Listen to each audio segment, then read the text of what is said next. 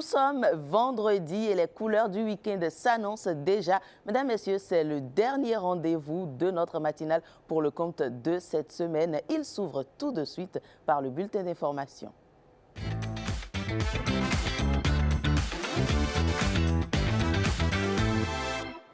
Très heureuse de vous savoir encore nombreux au rendez-vous. Madame, Monsieur, bonjour. Encore quelques heures et ce sera la fin de la campagne électorale. Mais en attendant, l'heure est toujours à la mobilisation.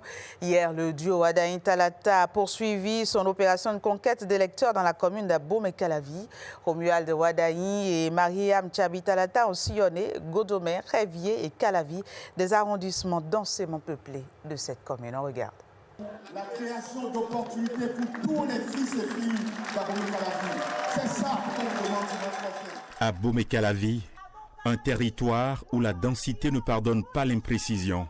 Voici Romuald Wadaï qui vient solliciter des suffrages et se confronter aux attentes de millions de destins croisés. Mais le dynamisme de l'Atlantique ne s'arrête pas aux frontières du centre-ville. À quelques encablures d'Abomey-Calavi, nous voici à Révier, véritable poumon démographique en pleine éclosion. Pour le candidat, le développement n'est plus une promesse à horizon lointain, mais une réponse rapide aux mots d'aujourd'hui. Assurer qu'ici, on ait des centres, des écoles pour bien former nos enfants. Sans éducation, il n'y a pas d'avenir. Il faut qu'on fasse en sorte qu'il y ait des opportunités pour nos enfants, que les souffrances baissent.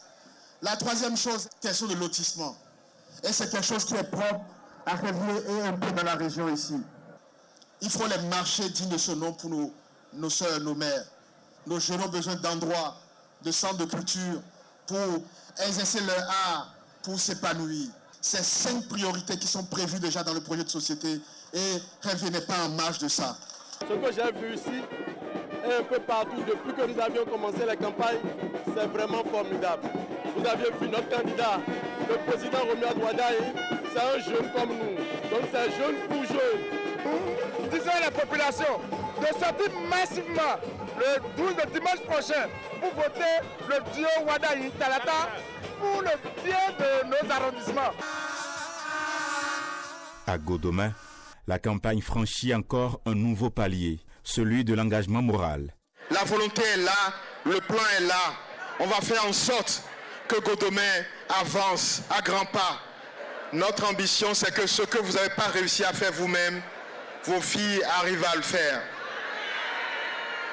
C'est pour ça que nous avons proposé de rendre totalement gratuit l'éducation de nos jeunes filles au collège, pour nous assurer qu'elles ont les moyens d'aller le plus loin possible. Parce que même si sa vocation, c'est de faire le commerce, il faut qu'elles soient équipées pour faire le même commerce, mais à une échelle encore plus grande.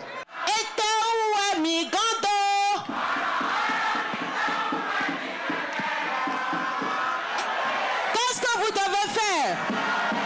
Le 12 avril, le 12 avril, le 12 avril, le 12 avril. Nous les avons vus à l'œuvre durant les 10 ans. Et c'est des gens qui ne sont pas seulement aux paroles. C'est des gens, ils disent, ils le font. Il y a beaucoup de raisons, 1000 raisons de les soutenir. Ici aussi, Wadaï Talata laisse derrière eux le sentiment d'une progression méthodique et surtout irréversible. Du côté du parti Force Cori pour un Bénin émergent, tout semble se mettre en place pour aborder sereinement le scrutin à venir. Organisation, coordination et déploiement des équipes, les derniers réglages sont en cours. On fait le constat avec Michel Dakou et Abdoulofou Idrissou. On peut parcourir tous ces quartiers-là. Kandi, nous faisons incursion à l'état-major du parti FCBE. L'arrondissement 2, en l'occurrence le quartier Kossaro, Alekbaré, Madina, Banigourou. Ici, on parle stratégie. Le coordonnateur donne les ultimes consignes à ses lieutenants. Quelques instants encore et ils prendront d'assaut les différentes zones ciblées avec un objectif clair, convaincre et conquérir l'électorat. L'état-major va s'éclater en 3 groupes. Donc il y a un groupe qui va s'occuper de l'arrondissement 1, des quartiers centraux. et un autre va s'occuper de l'arrondissement 2 et un autre va s'occuper de l'arrondissement 3. Parce qu'en fonction de chaque arrondissement, nous avons des spécificités. Parler un peu du projet de société qui est beaucoup plus basé sur le social que le gouvernement passé n'avait pas suggéré. Donc nous entendons continuer en proposant quelque chose de concret pour que au moins le peuple béninois soit fier de nous. Dans le contingent Humpé, chaque soldat a conscience de l'enjeu de cette bataille électorale. Les acteurs du monde culturel s'impliquent eux aussi dans la campagne électorale. Réunis autour d'un bilan des 10 dernières années, ils ont passé en revue les avancées tout en mettant l'accent sur les défis du secteur. Ils ont par ailleurs affiché leur soutien au duo Wadayi-Talata. Edmond Hungbo, Ulvaeus Balogun nous en disent plus dans ce reportage. Ils sont artistes, promoteurs culturels, gestionnaires d'espace ou artisans de l'ombre et de la lumière. Tous réunis, non pas pour parler de création, mais de leur avenir. À quelques jours de l'élection présidentielle, ces acteurs du secteur culturel sont mobilisés. Il s'agit ici de dresser le bilan des 10 années d'action culturelle sous Patrice Talon et surtout de se projeter. Nous sommes à la fin des 10 ans et nous nous rendons compte qu'il y a eu tellement de résultats, tellement de choses accomplies dont même les acteurs culturels ne sont pas informés. À partir des réformes liées aux textes de loi, jusqu'aux infrastructures, jusqu'à l'ouverture de l'art et de la culture béninoise sur le monde. Il y a 39 ans, quand je commençais, mes parents disaient « Quel est ce métier que tu voulais faire ?» Aujourd'hui, tous les grands veulent me ramener leurs enfants, leurs neveux, pour être en stage chez moi, dans ma galerie, dans mon atelier de peinture, dans mon atelier de sculpture. Donc c'est une fierté. Ces acteurs culturels ne veulent plus être de simples observateurs. Ils entendent peser dans les orientations à venir. Et cette rencontre sonne comme un engagement en faveur du duo Wadayi-Talata. Ce gouvernement a identifié leur dauphin, qui est justement Romuald Wadayi, qui assurera la continuité, parce qu'il y a des projets qui ne se concrétisent, qui ne se terminent pas en l'espace de 5 ans, 10 ans. Il y a des projets qui mettent du temps à se réaliser. Le Bénin n'a jamais été aussi visible qu'au cours des 10 dernières années. Et je pense que tout cela sera utile pour le prochain gouvernement. Et il est important que les acteurs culturels sachent que les lignes ont bougé et qu'ils ont également le devoir de ne plus faire baisser la barre. Le geste que je vais recommander à tout un chacun, c'est de se lever le 12 avril prochain comme un seul homme, aller au niveau des bureaux de vote, mettre le cachet sur le duo Wadayi-Talata. Le message est sans équivoque. La culture veut compter dans les décisions qui engagent l'avenir du pays. Un engagement qui pourrait bien peser dans les urnes le 12 avril prochain. Venons-en à présent à cette analyse, celle du président de l'Ordre des experts comptables et comptables agréés sur la candidature de Romuald Wadayi. Selon lui, la candidature d'un expert comptable à la présidentielle est un cas exceptionnel, prémisse d'une réussite sans faille pour le développement du pays. On le suit. L'expert comptable est formé à la rigueur, à la transparence, à la prise de décision fondée sur des données fiables. Il sait analyser les risques, optimiser les ressources et inscrire l'action dans une logique de performance et de durabilité. Ce sont précisément ces qualités qui sont attendues aujourd'hui dans l'action publique. Gouverner, c'est arbitrer avec lucidité, gérer avec discipline et rendre compte avec transparence des vertus cardinales de notre profession. Cette candidature met en lumière la capacité des experts comptables à assumer des responsabilités de très haut niveau, y compris au sommet de l'État. C'est une source de fierté pour la profession et un signal inspirant pour les jeunes générations. Mais rassurez-vous, il ne s'agit pas d'un soutien partisan quelconque, mais plutôt d'un soutien confraternel au regard des exigences de notre parcours en termes de formation, de rigueur, de qualification et de compétences avérées. Ensuite, d'expérience acquise au bout de la décennie dans sa fonction de ministre de l'économie et des finances, ajoutée à des valeurs humaines intrinsèques, nous pensons qu'il est suffisamment outillé pour mener à bien les destinées de notre pays. L'Ordre des experts comptables du Bénin demeure une institution républicaine, attachée à sa neutralité, D'autant que notre mission n'est pas de faire de la politique, mais de promouvoir des valeurs telles que la rigueur, la transparence et la bonne gouvernance. Et c'est à ce titre que nous nous réjouissons chaque fois que ces valeurs trouvent un écho favorable dans le débat national au plus haut niveau.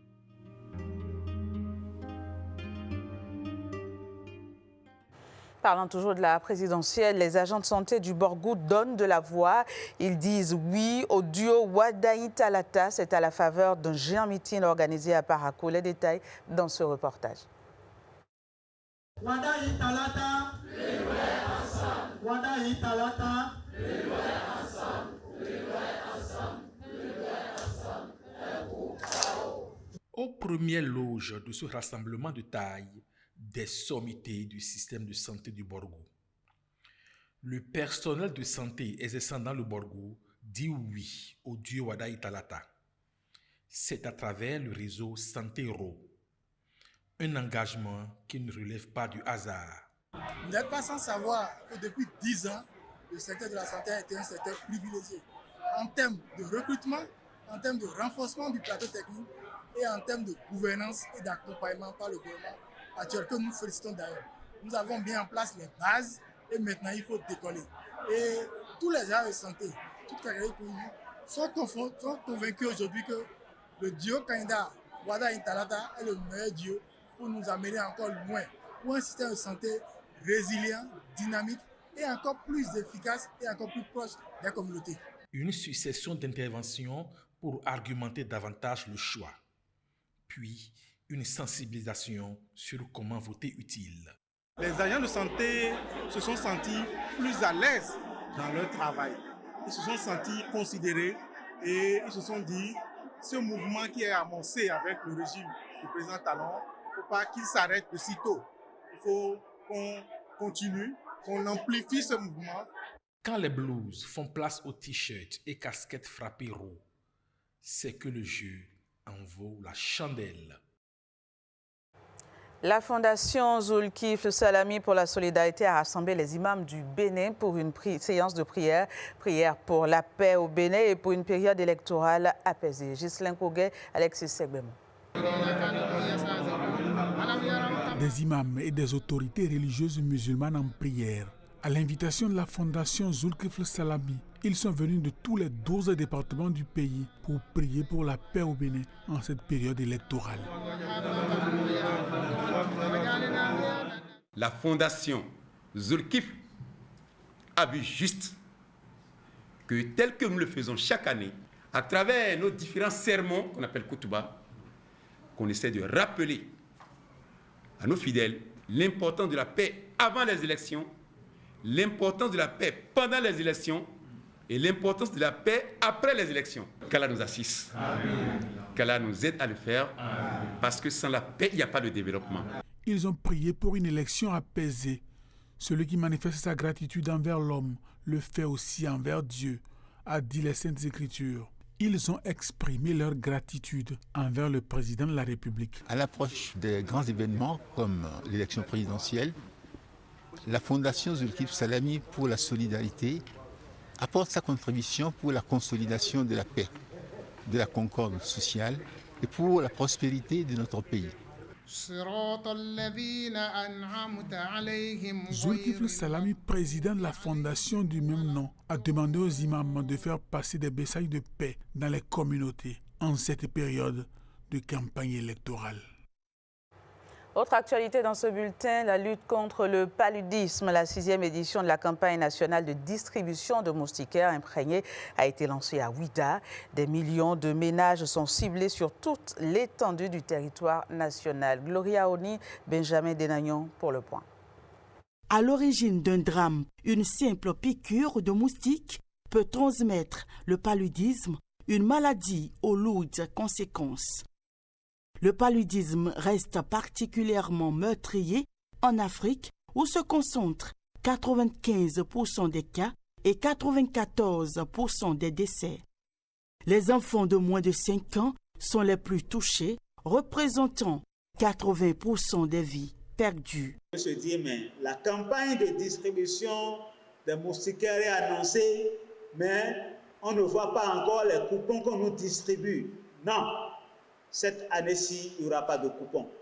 C'est vos relais communautaires qui vont vous amener vos moustiquaires dans vos maisons. Malgré ce tableau préoccupant, des progrès sont enregistrés. Les efforts consentis ces 5 dernières années ont permis de réduire les cas de plus de 30%. Nous encourageons les gouvernements africains à accroître les investissements nationaux pour la science, la recherche, l'innovation en tant que fondement de la sécurité sanitaire et du développement durable. Elle constitue un véritable bouclier de protection pour nos familles, un geste simple mais salvateur, capable de réduire significativement la morbidité et la mortalité liées au paludisme. Au-delà de la remise aux ménages, le véritable défi reste donc l'appropriation de cet outil simple mais vital pour faire reculer durablement le paludisme. Sport dans ce bulletin, l'aventure des Guépards U15 s'arrête aux portes de la finale à l'Ouganda.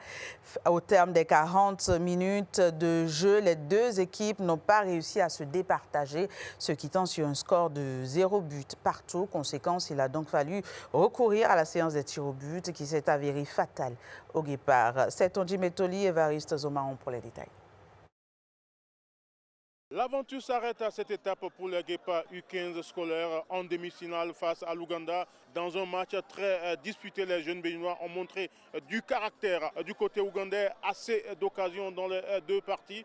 Mais il y a eu en face, bien sûr, un Raimi de très grande classe qui a sorti des arrêts magiques. Le match a été un peu difficile. On a eu en face de nous un adversaire qui est beaucoup plus, mature, plus grand. Et ils ont voulu procéder par des longs ballons avec un jeu direct. Ils savaient que c'est que par ça qui pourrait nous mettre en difficulté et ils l'ont fait. Malheureusement, au tir au but, 2 tirs manqués du côté béninois. On a vu de beaux matchs. Bon, les tirs au but ont décidé autrement et on prend le coup et on se prépare pour la 3e place. Ce n'est que partie remise. Le Bénin en 3 participations, c'est bien sûr 3 demi-finales. La preuve que le travail se fait et se fait très bien avec le coach Séverin Daha. Voilà, ce sera tout pour aujourd'hui. On espère que vous avez apprécié. Très bon week-end à toutes et à tous. Jennifer, c'est à vous. Merci beaucoup à vous, génial. Afouda Monsi Agboka, j'espère que le week-end, il s'annonce bien chez vous. Ah oui. De mon côté également, mesdames, messieurs, cette émission se poursuit. Au menu, la participation des citoyens béninois au processus électoral qui suscite par endroit des interrogations. Et pourtant, des campagnes électorales au jour du vote, ils sont bel et bien impliqués. Certains sont même descendus au pays spécialement pour l'occasion. Et on en parle dans quelques instants sur Instant Politique. On parle également art dans cette émission, la résidence de recherche et de création organisée par l'espace culturel Le Centre réunit 2 artistes aux démarches complémentaires. Pendant 6 semaines, ils explorent un dialogue entre peinture, abstraction, body painting et art visuel contemporain, une collaboration artistique qui vise à donner naissance à une exposition collective prévue en mai 2026. Et puis, on poursuit notre série sur l'intelligence artificielle qui s'impose aujourd'hui comme un outil puissant dans de nombreux domaines. Toutefois, son utilisation soulève des contradictions et peut se révéler aussi bien dévastatrice. Avec notre spécialiste, nous verrons comment identifier ces dérives et quelles solutions envisager. Et à présent, on passe d'abord au tout premier plateau. C'est bien sûr Instant Politique.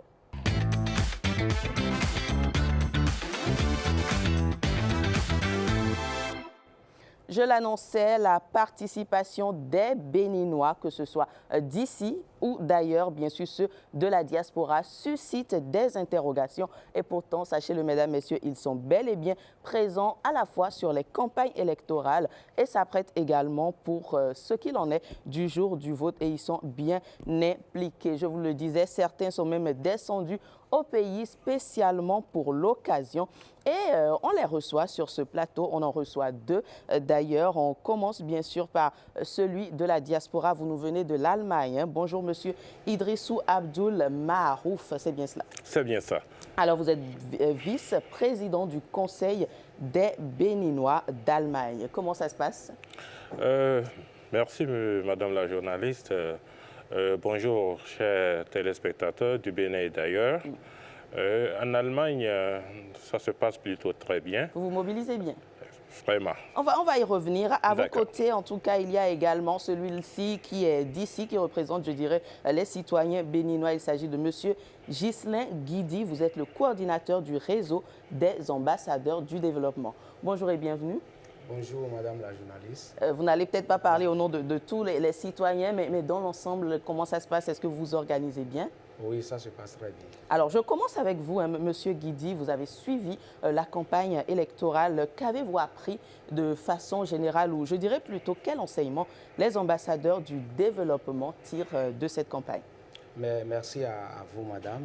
Je dirais tout simplement que cette campagne, nous avons d'abord constaté que ça a été deux duos, donc deux candidatures. Ce n'est pas comme par le passé où nous avons un pléthore de candidats. Oui. Donc cela permet aux concitoyens de prendre connaissance réellement de de suivre chaque candidat, de ce que chaque candidat passe comme message. Et je crois que c'est à encourager et vraiment ça permet de suivre chaque candidat de ce qu'il dit et ça permet de faire un choix idéal selon la conscience de chaque personne. Alors voilà, c'est le point de vue global du citoyen et également des ambassadeurs du développement. Voilà. Absolument. Alors, je viens à vous, monsieur Idrissou. Vous vivez en Allemagne, c'est bien cela. Ça. Pourquoi revenir? Parce que je le disais, vous êtes spécialement descendu pour cela. Pourquoi revenir vous impliquer dans cette campagne maintenant? Il faut dire que j'étais déjà là pour l'événement de présentation de projet de société. Ce projet de société m'a tellement motivé. J'avais d'autres obligations en Allemagne, j'ai dû repartir. Vous êtes patriote, vous êtes descendu spécialement bien sûr, pour ça. je suis revenu, je me suis dit, avec tout ce que j'ai entendu, ça vaut la peine de descendre bas de campagne pour la mobilisation, pour soutenir ce duo qui mérite vraiment d'être soutenu. Voilà. N'est-ce pas? OK, donc ce duo, on ne va pas nommer le duo en question. Sur ce plateau, nous avons deux duos, fort heureusement. Alors, monsieur Guidi, est-ce que est-ce pour la première fois pour vous une campagne électorale? Non, pas du tout. Vous êtes un habitué? Oui, je suis un habitué de la chose politique. Nous avons commencé... La campagne présidentielle, hein, pardon. Oui, nous avons commencé nos premiers pas avec le PRD. D'accord. Oui, et ensuite, nous avons battu campagne avec le président Patrice Talon. Oui. À l'avènement du président Patrice Talon. Oui. Et je crois que nous avons continué sur le terrain. Et c'est ça qui fait cette dynamique, notre présence sur le terrain actuellement. Alors, j'en reviens à vous, monsieur Idrissou. Cet engagement politique que vous avez, est-ce que c'est uniquement une conviction ou est-ce que c'est également pour peser dans l'univers, l'écosystème politique? Non, c'est franchement une conviction. Ça, je peux le dire. Totalement désintéressé. Vraiment. Je vois que mon pays se développe. Je tiens à soutenir cela. Je vois que les choses ont été bien faites jusque-là. Nous croyons que ça va continuer sur cette lancée-là. Voilà. D'accord. Et est-ce que vous ne vous dites pas que ça va peut-être contribuer pour que vous pesiez politiquement quelque part? On ne peut pas l'exclure. Hein. Ça peut venir. Mais là c'est la conviction qui pèse plus. Voilà. Et monsieur Guidi, à présent, vous êtes un jeune cadre de l'administration surtout, mais qu'est-ce qui peut motiver un jeune cadre comme vous? Il faut dire quand même qu'on en voit quelques-uns à entrer justement, j'ai envie de dire, dans la danse. Oui, je crois qu'on a tout à gagner. Hein. Déjà, quand vous prenez notre pays et vous prenez les 10 dernières années, compte tenu de la réalisation de tout ce que nous avons constaté. Et rester en marge de ça et sans peser sur un choix donné, je crois que ce n'est pas conseillé. Donc si vous êtes un homme d'action et vous aimez quand même participer à l'activité politique de votre pays, quand même vous êtes obligé d'être sur le terrain pour mobiliser, sensibiliser les gens pour une cause donnée. Voilà. Alors, Monsieur Guidi, avant d'en revenir à Monsieur Idrissou, comment percevez-vous, comment vivez-vous cela en tant qu'électeur? La fièvre, l'effervescence des deux côtés? Bon, la fièvre électorale, c'est quand même total. Hein? Et nous avons vu deux candidats, chacun défend son projet de société et ils sont quand même en train de passer dans toutes les localités pour être en contact avec la population, les convaincre pour voter chacun de son côté par rapport à ce projet de société. Et vous devez déjà constater, puisque vous êtes sur le terrain pour faire le reportage, vous avez constaté la ferveur populaire qu'il y a autour de ça. À chaque fois qu'un candidat passe dans une localité, nous constatons quand même qu'il y a la population qui sort, qui veut entendre et écouter ce candidat. Et voilà. Et j'en reviens à vous, Monsieur Idrissou. Quel regard portez-vous sur les réalités que vivent aujourd'hui les électeurs ici? Je vais dire, avant même que je ne descende, grâce au bon travail que vous faites ici, même de là-bas, nous suivons ce qui se passe sur le terrain.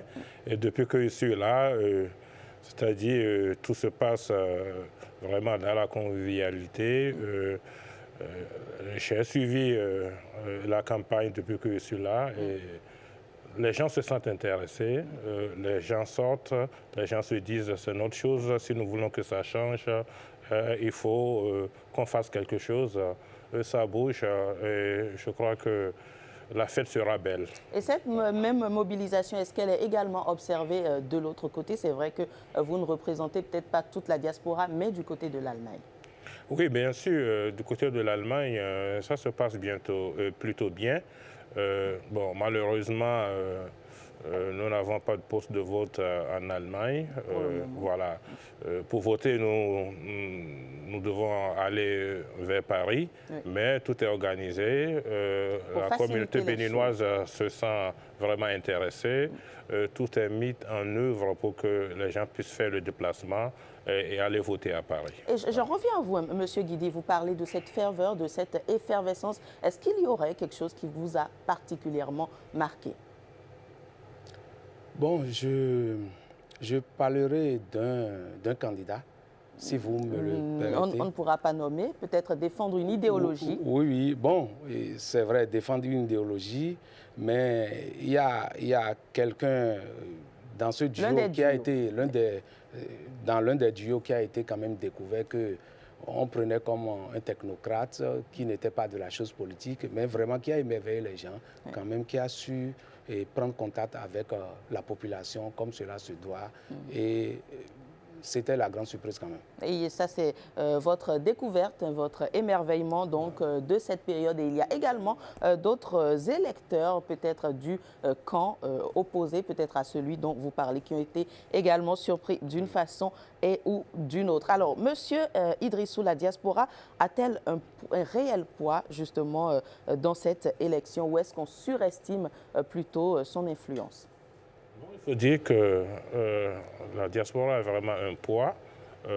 Il faut s'imaginer que autant que nous soyons dans la diaspora, naturellement, ce n'est pas seulement l'Europe, ou que nous soyons hors du Bénin, bien en Afrique nous avons la famille, nous avons des proches, nous avons des amis, nous avons des gens qui nous écoutent, nous avons des bouches que nous nourrissons, à qui les consignes peuvent être données. Ce n'est pas forcément le vote de la diaspora elle-même qui pèse, Mais les instructions qui sont données de la diaspora vers le pays ne sont pas à négliger.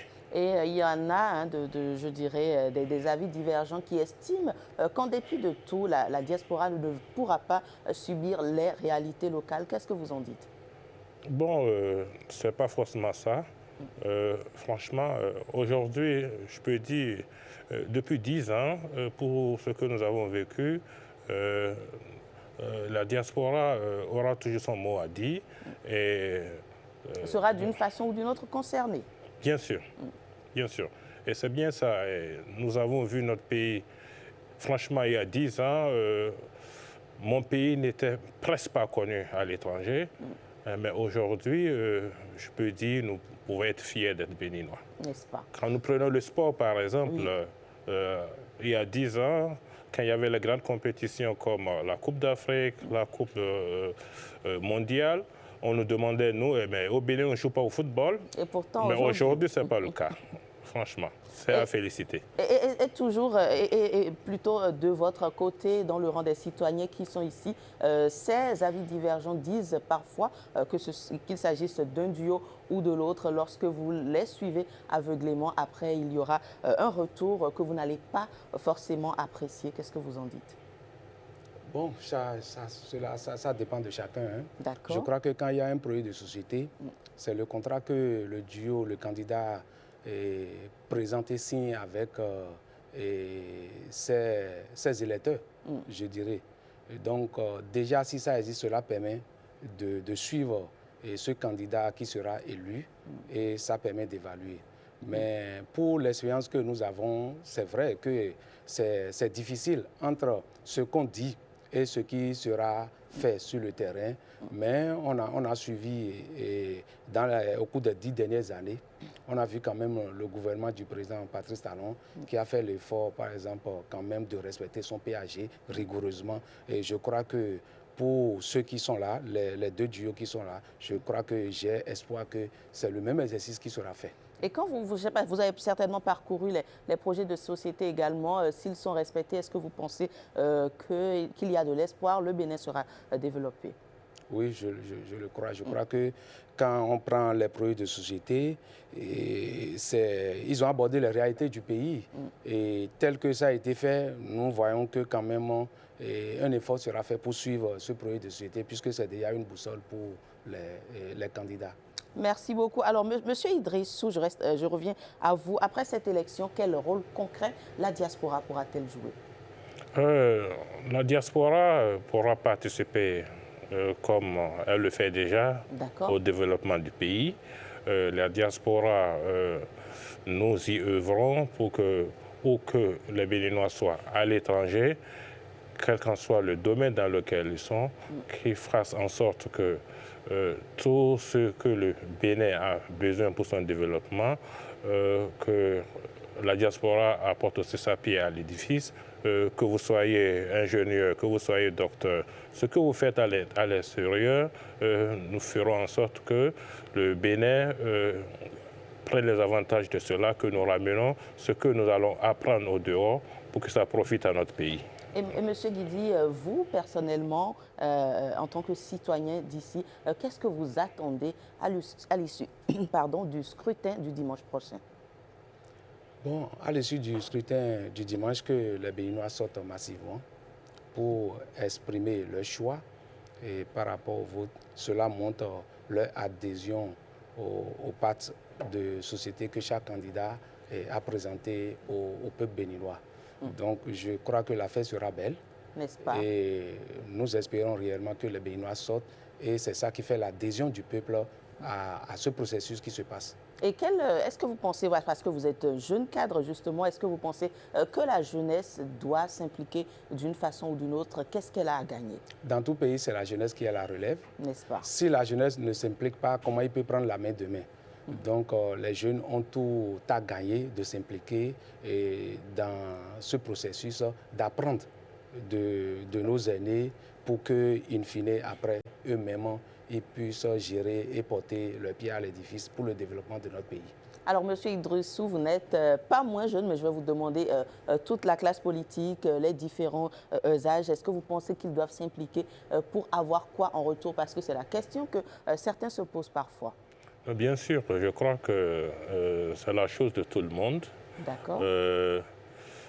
Même quand vous pensez que les choses doivent changer, il faut faire quelque chose pour que ça change. C'est ça. Et ça commence déjà par votre suffrage. Il faut déjà que tout le monde sorte comme un seul homme le dimanche pour aller voter, pour approuver ce qui se passe déjà. Ou même si vous êtes contre, il faut aller à l'urne le dire. Absolument. Voilà, et c'est pour ça, c'est mon conseil, que tout le monde sorte le dimanche pour aller voter. Voilà. Et lorsque on parle de citoyens, il n'y a pas que le vote. Bien évidemment, on a parlé de la campagne, comment est-elle perçue, les préparatifs pour aller voter. Mais les citoyens, c'est également l'implication après le scrutin. Quel rôle vous pensez que chaque citoyen, que ce soit d'ici ou d'ailleurs, doit jouer pour pouvoir atteindre réellement les résultats?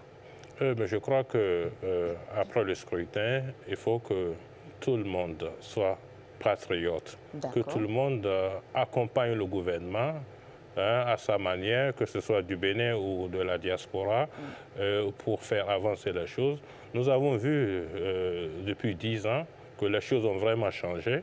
Et si nous voulons que ça continue comme ça, il faut que tout le monde se sente concerné, que tout le monde vienne jouer sa partition pour accompagner le gouvernement. Les Béninois de la diaspora, par exemple, comment ils peuvent s'impliquer? Des exemples, peut-être? Mais voilà, les Béninois de la diaspora, déjà,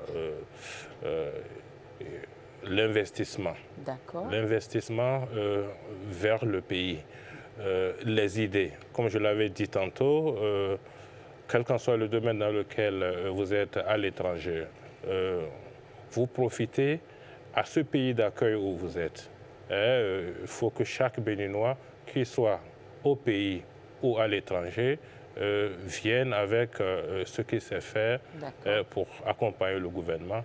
Et ceux de la diaspora surtout, le know-how qu'ils sont en train d'apprendre à l'étranger, il faut qu'ils fassent profiter à leur pays.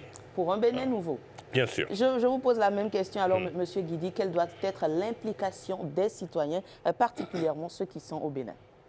Oui, bon, je crois que d'abord, après les élections, les guéguerres politiques doivent cesser.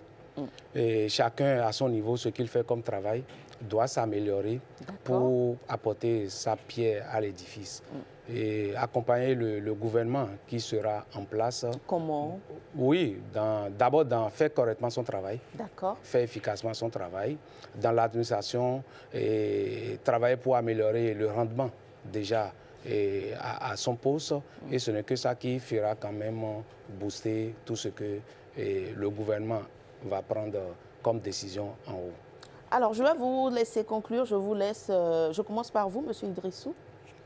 Je dirais d'abord, merci pour le beau travail que vous faites ici. Merci, c'est un plaisir. Il y a à peu près 2 ans, j'étais sur ce même plateau avec votre collègue Rachida Biomama. Ce n'était pas la même chose. Je vois que les choses ont changé positivement. Franchement, vous êtes à féliciter. Merci. Et je profite pour dire une fois encore, j'exhorte tout le monde, tous les Béninois, d'ici et d'ailleurs, de sortir comme un seul homme le dimanche, aller voter, aider ce pays. Il va dire de l'avant, mais il faut qu'on continue à aider pour que ça aille mieux. On l'aura compris, M. Guidi, je vous laisse conclure également. Je vous remercie pour l'invitation de ce matin. Et je voudrais lancer un appel à tous les Béninois en âge de voter, quel que soit leur bord politique, de ne pas écouter ce que peut-être d'autres disent de boycotter. Absolument. Il faut qu'ils sortent massivement pour aller voter le dimanche 12 avril. Cela va de notre intérêt pour l'évolution du Bénin, pour le processus démocratique du Bénin. Et nous allons tous en gagner. Et pour particulièrement les ambassadeurs du développement, comme notre nom l'indique, j'invite tous les membres et sympathisants de notre réseau à sortir massivement, à sensibiliser à côté d'eux pour que tout le monde puisse sortir pour voter le dimanche 12 avril prochain. Un message donc clair qui est lancé, sortons massivement voter. Il y va de la survie de notre nation et surtout, c'est un devoir patriotique. Merci beaucoup, messieurs, d'être passés sur ce plateau. Je rappelle, monsieur Idrissou Abdoul Maharouf, que vous êtes vice-président du Conseil des Béninois d'Allemagne et vous étiez avec Ghislain Guidi, coordinateur du réseau des ambassadeurs du développement. Alors, on va vous laisser poursuivre votre journée. On vous dit au revoir. On prend congé de vous. Permettez. Bien sûr, très rapidement. Voilà, je tiens à exhorter aussi tout le monde, quelle qu'en soit votre religion, que tout le monde prie pour ce pays. Priez pour ce pays. Voilà, nous avons vu ce qui se passe de par le monde, ce n'est pas la gaieté. Nous avons la paix dans ce pays. Prions pour que cette paix-là règne. Que Dieu bénisse le Bénin. Et nous répondons Amen. Le Bénin a une âme. Nous allons continuer de prier pour ce pays. Et cette fois-ci, on prend réellement congé de vous et on installe le tout prochain plateau, bien entendu, après cette pause.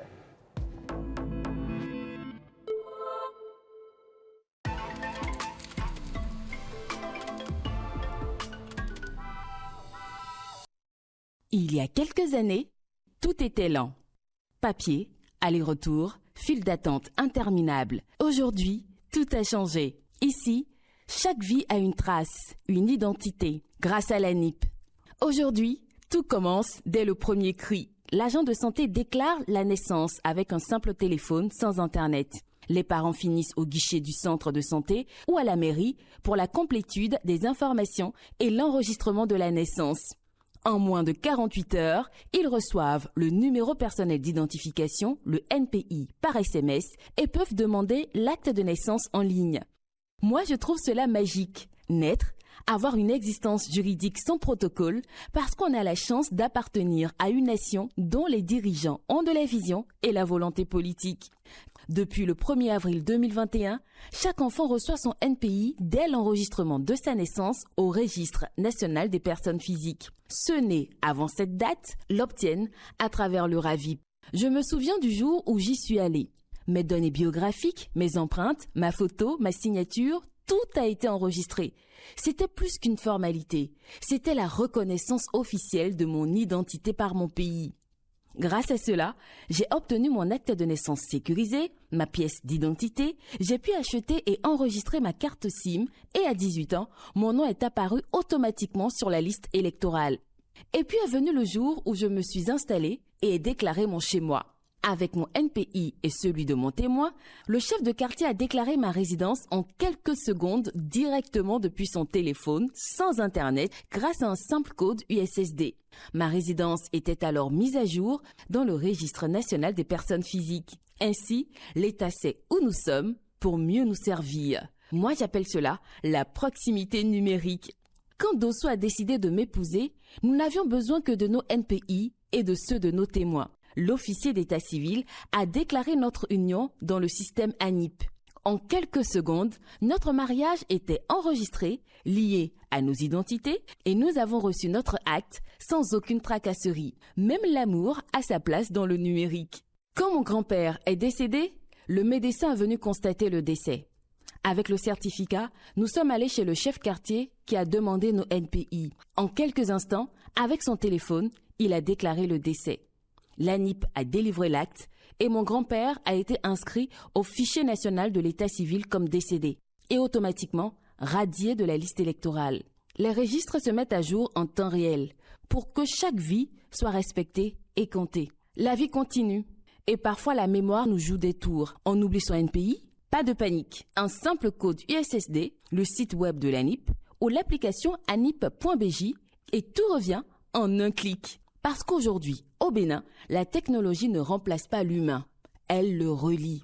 Et pour demander une carte d'identité, plus besoin de courir. Tout se fait en ligne, depuis chez soi. Et ce n'est pas tout. Les institutions se parlent désormais. La protection sociale, l'emploi, les transports, les impôts, la justice, les opérateurs mobiles, tout est lié, fluide, transparent. Parfois, je me dis que mon grand-père serait fier de voir son pays grandir et se moderniser. Derrière chaque numéro, il y a une vie, une appartenance, un espoir. l'ANIP bâtit le cadre de confiance qui unit les citoyens et ouvre les portes de l'éducation, de la santé, de la finance, de la citoyenneté et des services sociaux, tels que la protection de l'enfance, l'aide sociale et la microfinance. ANIP, l'identité qui accélère le développement du Bénin.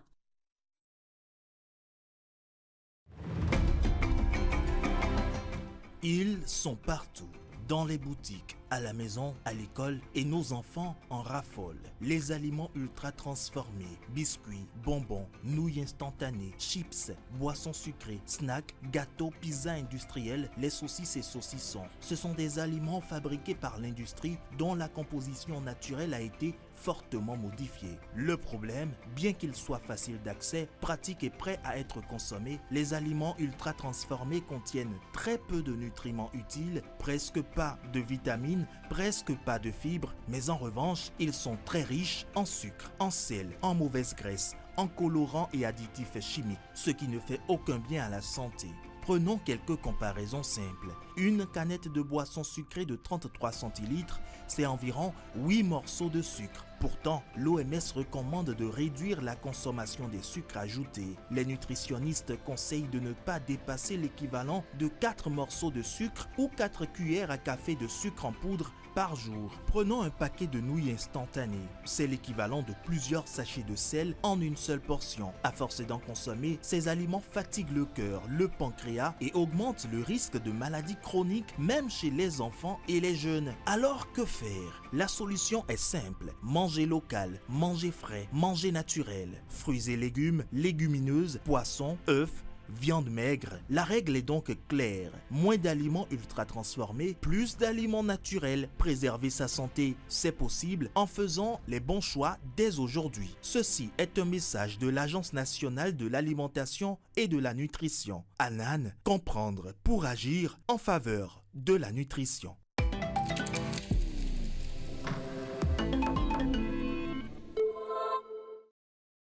Le prochain plateau s'ouvre donc tout de suite. Il s'agit de Événements à la une.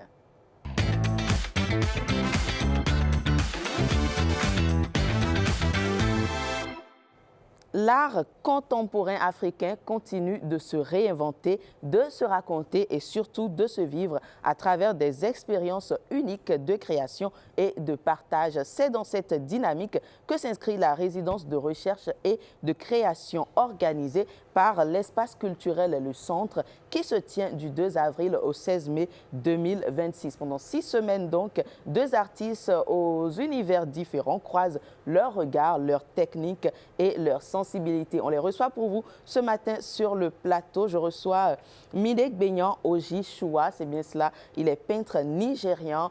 Bonjour et bienvenue. Alors, notre invité ne s'exprime pas en français. Nous allons essayer de discuter avec lui en anglais. So, welcome. Thank you.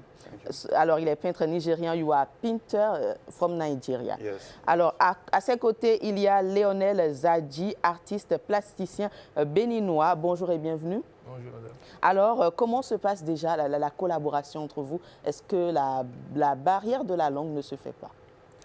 Du tout pas. C'est vrai que moi-même, je ne comprends pas l'anglais, mais il y a des collaborateurs au sein de l'équipe qui quand même facilitent la communication entre nous. Donc ça va pour le moment, la collaboration se passe très bien. La collaboration se passe très bien. Alors je vais poser la même question à votre vis-à-vis. So, how do you collaborate? Is the language a challenge? Not really. You know, nowadays we usually have the phone to help us interpret, so it's really quite easy sometimes, yeah, with the phone. So it's not really difficult to really interpret. Alors, donc, la collaboration n'est pas difficile. Ils arrivent à se faire des traductions via des applications sur le téléphone. Alors, pourquoi le choix de la peinture dans votre démarche artistique? Why do you choose painting? I chose painting because it's something I've always wanted to do. I think it's really inspiring, and I think it's a way to communicate to other persons all over the world. And I think that's a huge reason. And yeah. D'accord, parce que c'est un moyen de communication qui permet d'atteindre le plus de personnes à travers le monde et de bien s'exprimer. Je viens à vous. Pourquoi le choix de l'art plastique? La plastique, déjà, pour moi, c'est une passion. Et aujourd'hui, je vis de ça comme un métier. D'accord. J'ai choisi la plastique parce que c'est déjà une forme d'expression. Voilà. Je passe par ce canal pour transmettre plusieurs messages. D'accord. Lesquels, par exemple? Déjà, la conservation de nos traditions, aujourd'hui qui n'est plus forcément d'actualité. L'éducation. La conservation de nos traditions qui revient qui est de plus en plus promue quand même. Oui, bon, en reconnaissant que le gouvernement fournit quand même assez d'efforts pour ça. Sinon, on est d'accord qu'il y a de ces pratiques aujourd'hui qui n'est plus trop d'actualité, que nous autres artistes, on essaie quand même de conserver. D'accord. Alors, quelles sont vos principales sources d'inspiration, ce qui nourrit votre travail et peut-être les différents compartiments de votre art plastique? Déjà, je rappelle que moi, ma particularité, c'est le verre. Le verbe? Oui, le verre, c'est un médium. Le verre, d'accord. Oui, le verre. Un médium fragile, transparent. Et ce médium, moi, me permet de pouvoir transmettre tout ce qui est message de sensibilité, de fragilité. Par exemple, la famille. Moi, quand je me retrouve dans un milieu où il y a la famille, il y a assez de messages qui viennent à moi, que j'aime bien transmettre. Aujourd'hui, dans la tradition, quand il y a la nature, quand je vais dans des zones reculées, je vois un peu la culture, la tradition, c'est des choses qui m'inspirent aussi. Et quel message vous passez quand vous dites que vous faites la promotion de la tradition dans vos œuvres? Quel message vous transmettez? Déjà, la fragilité de la tradition. Aujourd'hui, on constate que beaucoup de choses sont négligées. Déjà, quand on parle de tradition, on doit reconnaître qu'il y a quand même un lien de famille. Et la famille, elle est sensible. D'accord. Et moi, à travers ce médium déjà qui est fragile, je transmets cette sensibilité. OK. Alors, on en vient également à votre vis-à-vis. Je vais vous poser également la question de vos sources d'inspiration. So what is the source of inspiration that feeds your work? I usually get inspiration from different sources, from people around, from my environment, and from culture. And currently, I'm presently inspired by the culture and traditions around.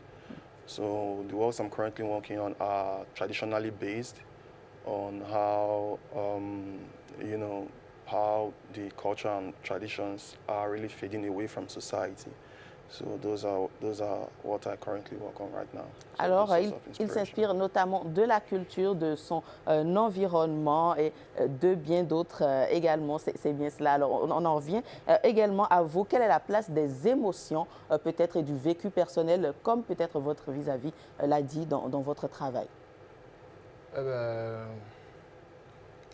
Pour moi, c'est... Ce n'est pas selon le vécu que vous peignez, que vous faites vos œuvres. Non.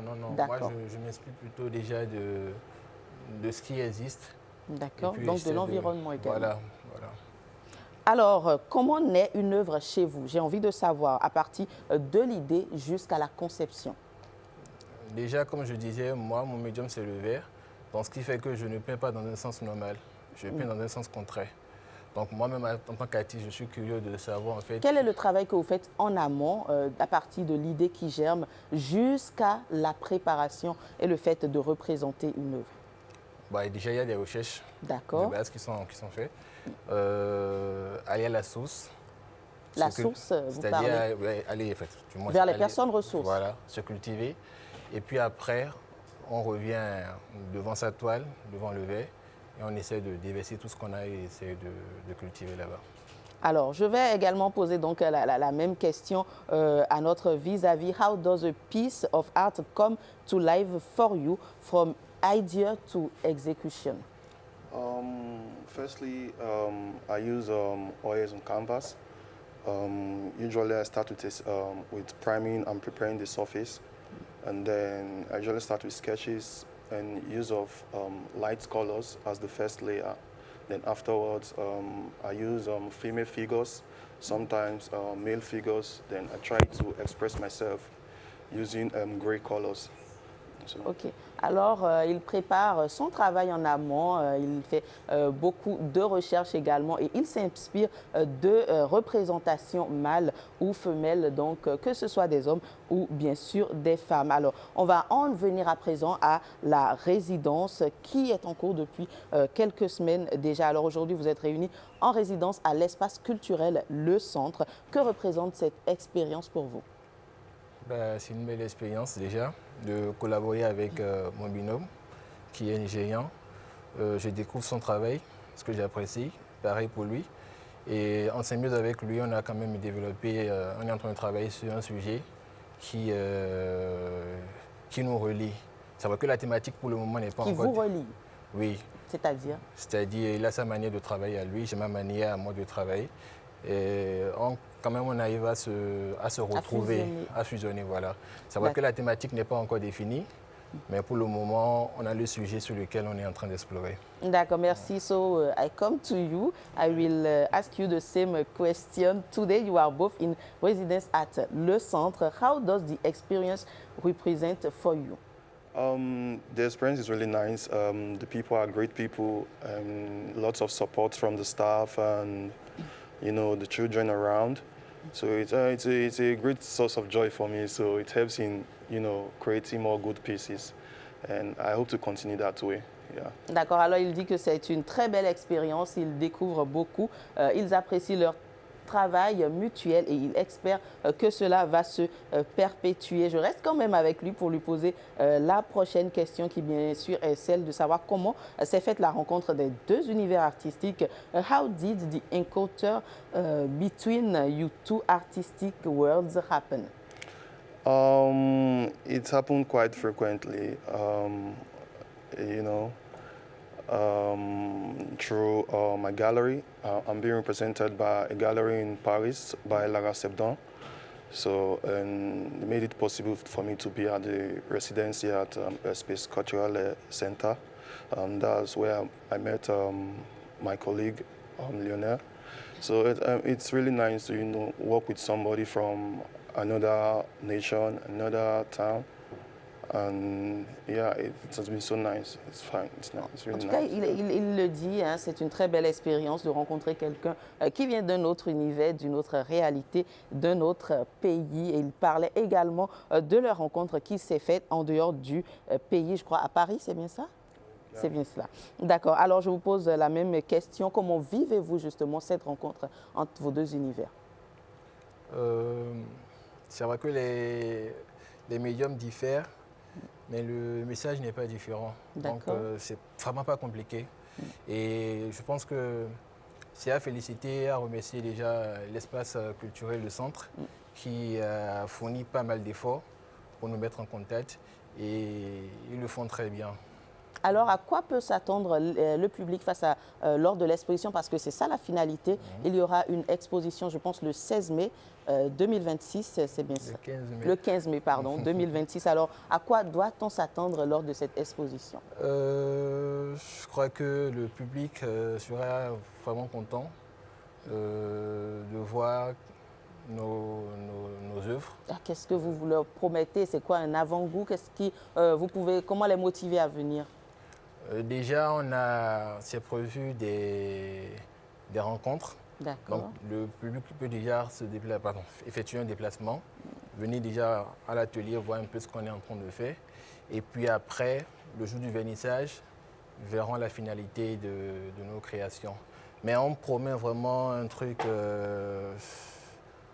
on veut vraiment aller très loin dans ce qu'on est en train de produire. Quand même, faire passer le message. Et voilà, parce que pour nous, c'est très important de conserver la tradition. On essaie de rendre visible l'invisible. Rendre visible l'invisible. En tout cas, l'invitation est lancée. On peut déjà se déplacer vers l'espace culturel Le Centre pour assister justement au vernissage.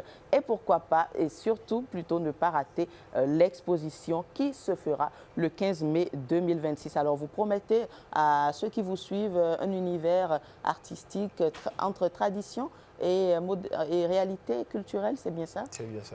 Alors, je vais également poser la question à votre votre vis-à-vis, comme on le fait depuis tout à l'heure. À quoi peut s'attendre le public? So what can the public expect for the exhibition planned in May? I think the public should expect something great, something really inspiring. And it's more like a new way, the creative way to pass ideas to people around, especially those interested in creative means like arts, those who would love to, pursue art as a career. So it's more like a source of inspiration for those who are willing to pursue that path. So I think they should expect something really, really creative. Yeah. Donc, il pense que ce sera un excellent moment pour ceux qui sont passionnés d'art, ceux qui espèrent également ou aspirent à faire carrière dans l'art. Ce sera un moment de source d'inspiration et pourquoi pas de un peu recharger leur batterie. Alors, nous allons résumer cette résidence en un mot, une image. Ce serait quoi? On va poser la question d'abord à notre invité nigérian. So, if you had to sum up this residency in one word or one image, what would it be? I would really say culture. Culture. Yeah. Culture. Yeah. Merci beaucoup alors et vous, si vous deviez résumer cette résidence en un mot ou en une image, qu'est-ce que cela serait? Je rejoins ce que culture également. Je rejoins culture. Ce m'a dit, oui. En tout cas, la culture est le maître mot de cette résidence. Je pense que cela se fait compte tenu de votre sensibilité et de votre fibre artistique. Merci beaucoup d'être passé sur ce plateau, Monsieur Léonel Zadji. Je rappelle que vous êtes artiste plasticien béninois, c'est bien cela. Et on était également avec Minegbeyan Oji Choua. On s'est débattu comme on peut, en tout cas, pour lui soutirer quelques informations. Vous êtes peintre nigérian. You are painter of Nigeria. Merci beaucoup d'être passé sur ce plateau. On installe à présent le prochain. C'est bien sûr Portrait.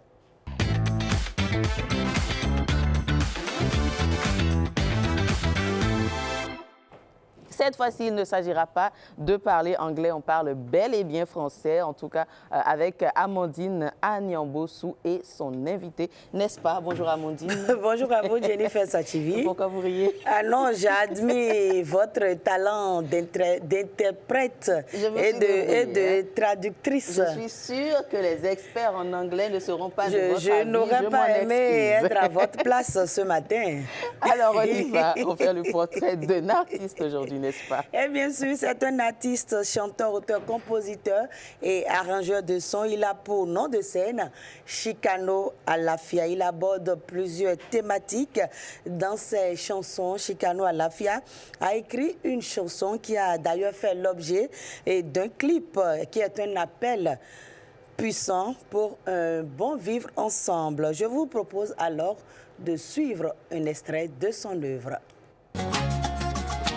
Aimi tome wende di eboja we no pome we are wa to enogba wa yi don kanta awa jije me we no pome mini bolodo po.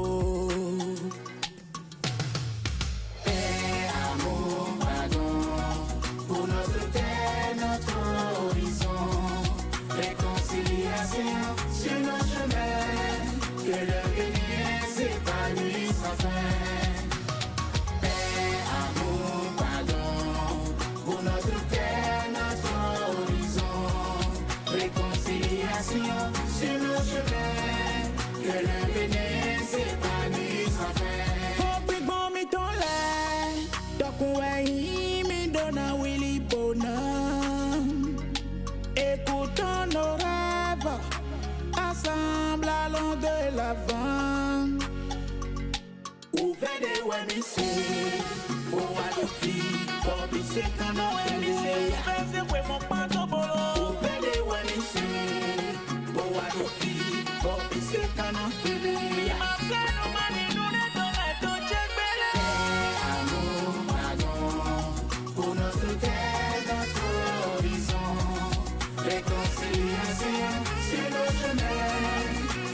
revenir, c'est pas lui sans faire. Amour, pardon, pour notre terre, notre horizon. Réconciliation, c'est le chemin. Le revenir, c'est pas lui sans faire. Like Hawaiian beats are the best.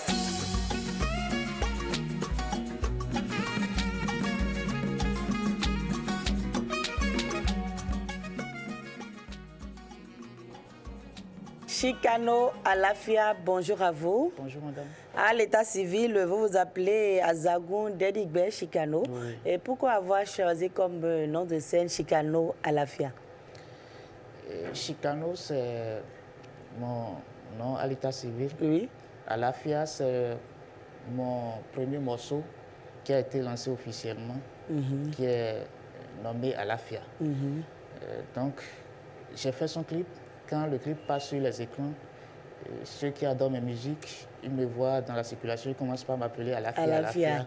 Jusqu'à ce qu'aujourd'hui, je passe partout, on m'appelle, sur scène, on m'appelle Alafia. Donc vous prenez beaucoup la paix, hein, puisque c'est le cas dans ce clip également. Oui, c'est moi-même qui est comme ça. Vous incarnez la paix. Oui. Et à quel moment avez-vous d'ailleurs su que vous vouliez faire de la musique? Si je me rappelle bien, c'est depuis mon enfance, quand je travaillais avec mon papa dans son jardin. Ok, papa est jardinier. Oui. D'accord. Il me demande de l'aider. Et quand je vois que c'est un peu difficile, il y a des chansons qui commencent par venir. Je commence par chanter, ça me donne plus de force à bien travailler. Vous voyez, donc j'ai commencé comme ça, au cours secondaire plutôt. Oui. Dans les journées culturelles. Vous êtes la star des journées culturelles. Bon, c'est là que je me fais sortir avec mon propre single, que les gens commençaient par me demander de continuer comme ça. Et je me suis lancé dedans. C'est comme ça que vous avez commencé la musique. Oui. Et comment pouvez-vous décrire votre univers artistique? Mon univers artistique, c'est la tradition et la modernité. Parce qu'on a constaté que vous faites du zinli avec du R&B urbain. Pourquoi ce mélange? Zinli, c'est notre culture traditionnelle que nos grands chanteurs, nos rois même de Zinli, à l'époque en haut, il a vraiment travaillé sur ce style-là. Et c'est notre culture endogène. Il faut le faire développer. Et en le fait développer, à ma manière, moi, j'ai pensé à le mélanger avec la modernité. Et pourquoi avoir choisi, il y a d'autres styles, pourquoi avoir choisi, par exemple, le R&B? Vous êtes un fan de R&B ou bien qu'est-ce qui s'est passé en temps? En fait, si j'ai choisi R&B, ce n'est pas que je vais faire seulement avec R&B. Non, non. Nous sommes en train d'étudier le style même et le faire plus mieux que ça. Ok, je vois. D'accord. Qu'est-ce qui vous inspire quand même au quotidien? D'où est-ce que vous puisez votre inspiration? C'est tout ce que je vois qui m'inspire. Donc vous voyez cette télé, ce plateau désormais. Ça peut déjà vous inspirer? Vous allez faire un morceau dans quelques minutes? Oui, pourquoi pas. Ah bon, donnez-nous un exemple déjà, on va voir ce que ça va donner.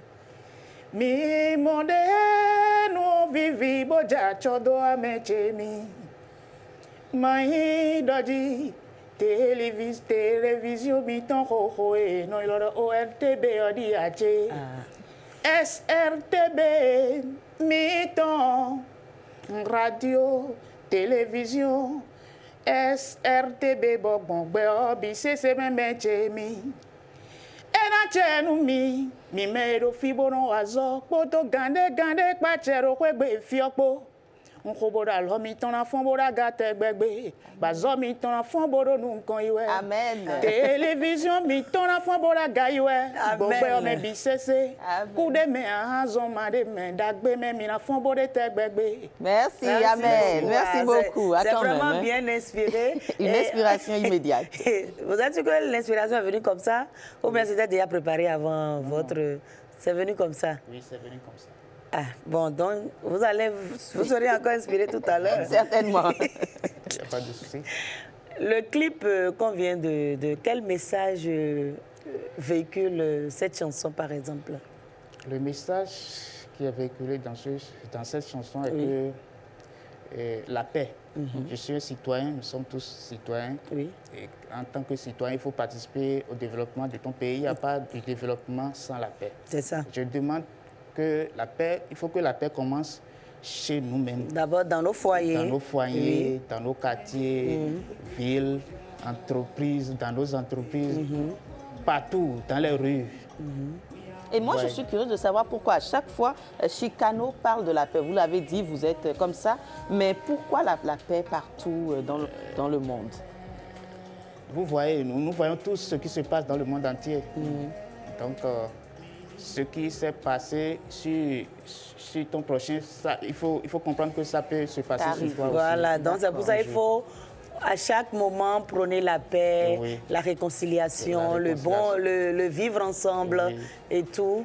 C'est ça. Et vous disiez que c'est votre... Il y a eu Alafia. Ceci, est-ce que c'est votre second morceau ou est-ce qu'il y a eu d'autres avant ceci? Sur mon album... Vous avez un album? Oui. D'accord. Que j'ai lancé le 28 décembre 2024. Voilà. Avant de lancer Réconciliation là, le 28 décembre 2025. Ok, Réconciliation n'est pas sur l'album Alafia, non. Ça fait partie d'un autre projet. Oui. Ok, parlez-nous déjà de votre premier album. Mon premier album, ça contient 13 titres. Et le premier titre, c'est Sokeye. Sokeye, pardonne-le. Donc on est toujours... J'ai fait ça dans Afro-Tchink. Afro-Tchink. Ok, donc vous ne faites pas que du Zenli et du R&B. Zenli, c'est mon style que je suis en train de travailler. Voilà. D'accord, vous voulez vous l'adopter? Oui, pour le faire rayonner. À l'international, d'abord au Bénin et puis à l'international. Oui. Et sur l'album, il y a également Nyono Ahosu. Ok, vous chantez également La Femme. Oui. Et il y a aussi Kenronando, il y a Loubet, il y a Royauté, il y a Espoir, Coronavirus, il y a assez de titres. Ok, à part ça, quel autre thème vous abordez dans votre chanson?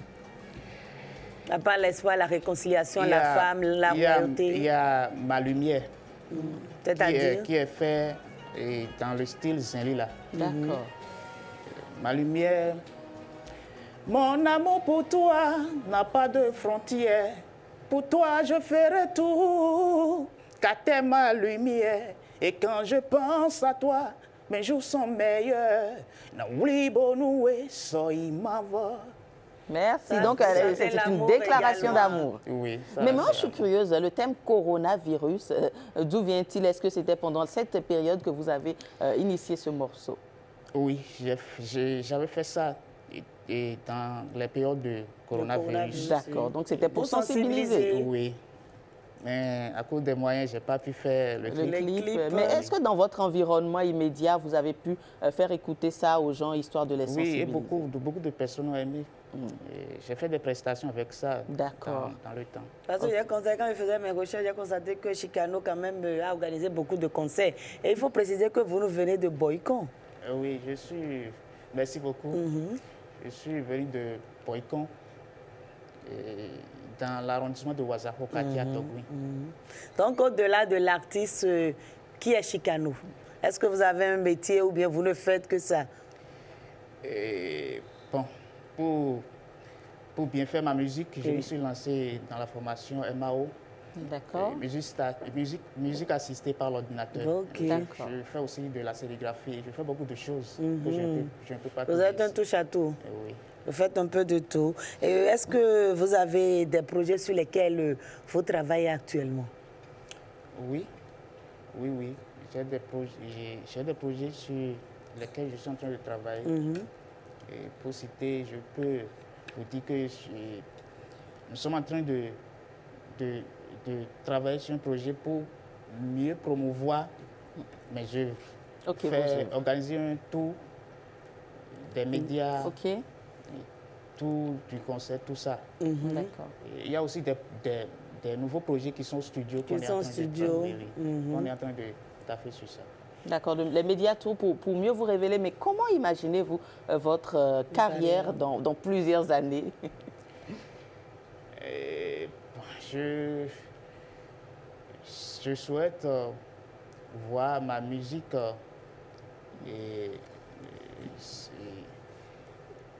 évoluer, par exemple, s'imposer, voilà. Sur la scène internationale et comme une identité musicale et authentique du Bénin. Est-ce que vous avez déjà chanté avec d'autres artistes, des featuring, ou bien est-ce que vous avez ça en projet? Quel artiste béninois vous inspire? Quel est l'artiste béninois avec lequel vous avez envie de faire un featuring? Oui, voilà. Si je veux faire featuring avec un artiste béninois. Oui. Alec Perrin, ou peut-être parce que vous l'avez cité tout à l'heure, Oui, je veux bien, je préfère bien. Mais vous n'y avez pas encore pensé? Non, bon. Le moment opportun, on va le faire. Ça va se faire. Oui. Okay. Est-ce que Chicano est soutenu dans son entourage, que ce soit vos proches, vos amis, vos parents? Est-ce que vous êtes soutenu et porté par eux? Oui. Mon premier événement que j'ai fait, ce sont mes fans qui m'ont organisé ça. Des personnes que je n'ai jamais vues avec mes yeux. Voilà, parce qu'ils aiment bien ce que vous faites. Oui. Et la majorité, était à l'extérieur, dans d'autres pays. Je ne suis pas dans les États-Unis, mais en Afrique. Et ils m'ont contacté par WhatsApp. Ils m'ont demandé quelques photos de moi. Pour vous soutenir. Et ils ont fait les affiches, tout. Ah oui. Et c'est assez original. Donc, on peut dire que Chicano est entouré par ses fans. Oui. Vous avez une bonne communauté. C'est à cause de ce soutien-là que j'ai pu lancer mon album. Votre album, oui. Et le soutien qu'ils m'ont porté au cours du lancement, c'est dans ça j'ai utilisé pour faire réconciliation. Et réconciliation que j'ai lancée, ce que j'ai trouvé là, c'est ça que j'ai utilisé pour faire le clip. Ok. Et ça se fera toujours. Est-ce que Chicano a un petit message à l'endroit de ses fans? Oui, le message que j'ai à l'endroit de mes fans est que je les demande de ne pas se décourager. Parce que ce qu'ils veulent de moi, je suis là pour leur donner. Ok. Est-ce que... Allez-y. Je suis en train déjà de le faire comme ils sont en train de le voir. Est-ce que Chicano a une petite inspiration? Est-ce que les deux dames sur le plateau vous inspirent une petite chanson, le temps de vous raccompagner? Ei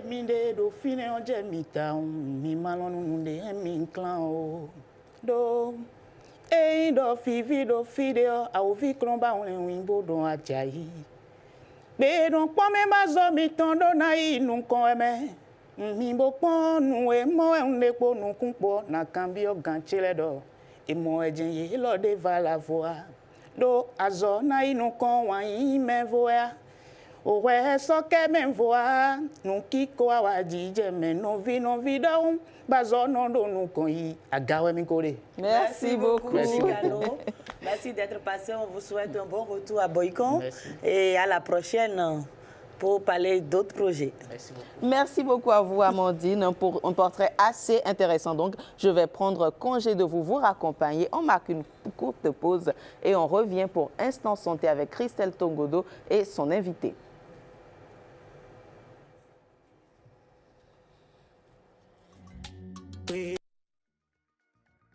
Le programme 20 000 logements sociaux et économiques est désormais une réalité. Il est enfin possible pour chaque Béninois ou non d'acquérir un logement moderne, adapté et abordable.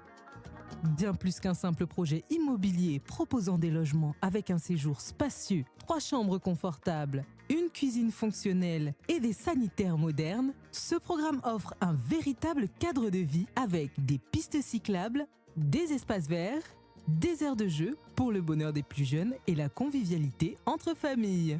Tous les logements du programme sont conçus selon une typologie F4. Si vous êtes éligible, optez pour une villa sociale pratique et confortable avec un séjour, 3 chambres à coucher, une cuisine et une salle d'eau. Sinon, choisissez parmi l'un des 3 types d'appartements économiques avec toujours un séjour, 3 chambres à coucher, une cuisine, 2 salles d'eau, une buanderie et un balcon. Ou alors, notre top produit, une villa plus grande et plus spacieuse avec un séjour, 3 chambres dont une parentale avec salle d'eau attenante, une deuxième salle d'eau, une cuisine, une arrière-cour, une chambre de service et un garage. En location achat avec des mensualités étalées sur 25 ans selon le type de logement choisi, en achat au comptant ou en location simple pour appartements économiques. Les villas sociales sont exclusivement réservées aux fonctionnaires de l'État béninois sous condition d'éligibilité. Quant aux logements économiques, ils sont ouverts à tous sans distinction de nationalité. Fonctionnaires, salariés du secteur privé, artisans, agriculteurs, commerçants, professions libérales, retraités, béninois de la diaspora et bien d'autres encore. Retenez bien, le programme 20 000 logements offre à toutes ces cibles résidant au Bénin ou de toute autre nationalité l'option privilégiée de la location achat sur une durée de 25 ans pour les logements économiques. Dès que vous êtes attributaire de votre logement, vous n'avez qu'à payer 1 mois de caution et votre première mensualité et vous recevrez vos clés. Payez ensuite vos mensualités avec possibilité de lever l'option d'achat à tout moment. Vous devenez ainsi propriétaire avec des mensualités à partir de 97 000 francs CFA pour un logement social. Pour tout savoir sur le programme, les logements disponibles, les conditions d'accès et les étapes pour devenir propriétaire, consultez la plateforme programmelogement.bj pour réserver votre logement en un clic. Le programme 20 000 logements, c'est l'assurance du confort moderne accessible à tous.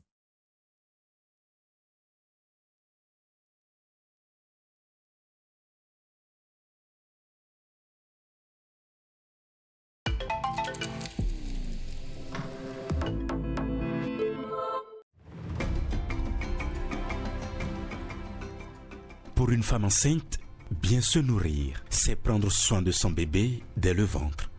Dans nos villages et nos villes, les aliments locaux regorgent de richesses nutritionnelles. Manger varié et équilibré, du maïs, du mil, du manioc ou du riz pour l'énergie. Des légumes verts comme l'amarante et le moringa. Des fruits de saison comme la papaye et la mangue. Ajoutez à votre assiette des protéines, du poisson, des œufs, des légumineuses comme le niébé. Pensez aussi à boire beaucoup d'eau et à consommer du lait ou du fromage. Évitez les aliments trop gras, trop sucrés ou transformés. Une maman bien nourrie, c'est un bébé en bonne santé, prêt à affronter l'avenir. Mangez local, mangez équilibré pour offrir à votre enfant un bon départ dans la vie. Ceci est un message de l'Agence nationale de l'alimentation et de la nutrition. ANAN.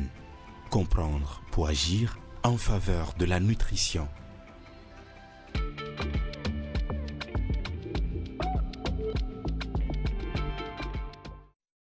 Et voilà donc, Christelle Tongodo est en place avec son invité. On les retrouve juste après ceci.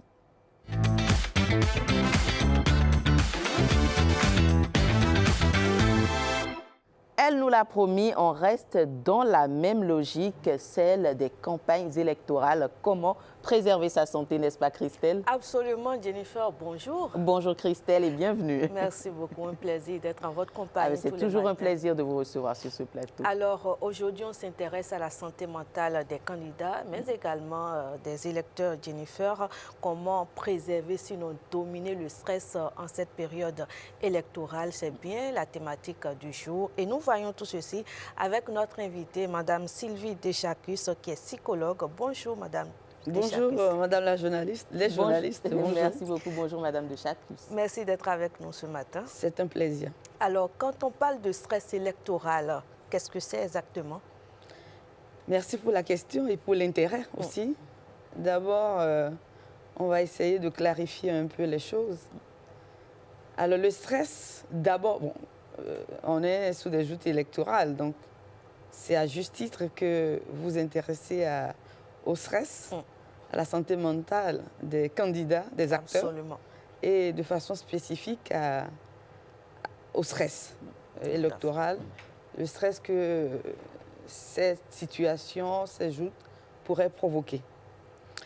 c'est vrai que la période électorale appelle à des changements. Et bien que la stimulation appelle à des intensités variables selon les individus, puisque la personnalité, tout varie selon la personnalité de chaque individu. Alors, on va juste rappeler que le stress, d'abord, c'est une réaction normale de l'individu, de l'organisme. D'accord. D'accord? Et pour une bonne mise en situation, pour une meilleure définition des objectifs dans une activité qu'on veut entreprendre, devant chaque situation, il faudrait se mettre dans une dynamique pour mieux s'organiser, pour être mieux structuré, venir à bout voilà, de l'événement pour obtenir de bons résultats. Donc, cette mise en condition nécessite quand même un stress normal. Donc, c'est pour ça que nous appelons d'abord le stress une réaction normale de l'organisme. Et surtout, lorsque l'organisme dispose des ressources nécessaires pour faire face à la situation. Et dans le cas d'espèces, comme on a dit, c'est ça qui nous intéresse, la période électorale appelle, c'est une période qui est caractérisée par des changements. Je ne vous interromps pas, mais quand est-ce que le stress il devient anormal? Alors, d'abord, comme je l'ai dit tantôt, permettez-moi de rappeler quelques éléments liminaires pour permettre aux auditeurs, ceux qui nous suivent, de bien nous comprendre, les téléspectateurs.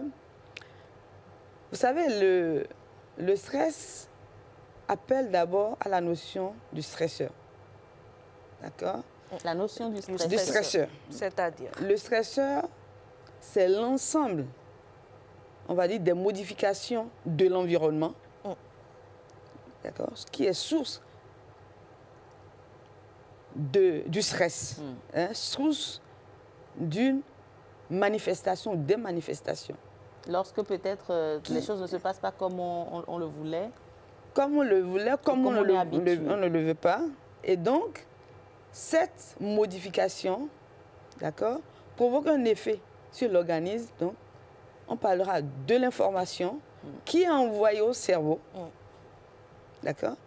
Et le cerveau va analyser, selon la perception de l'organisme, de cette modification-là.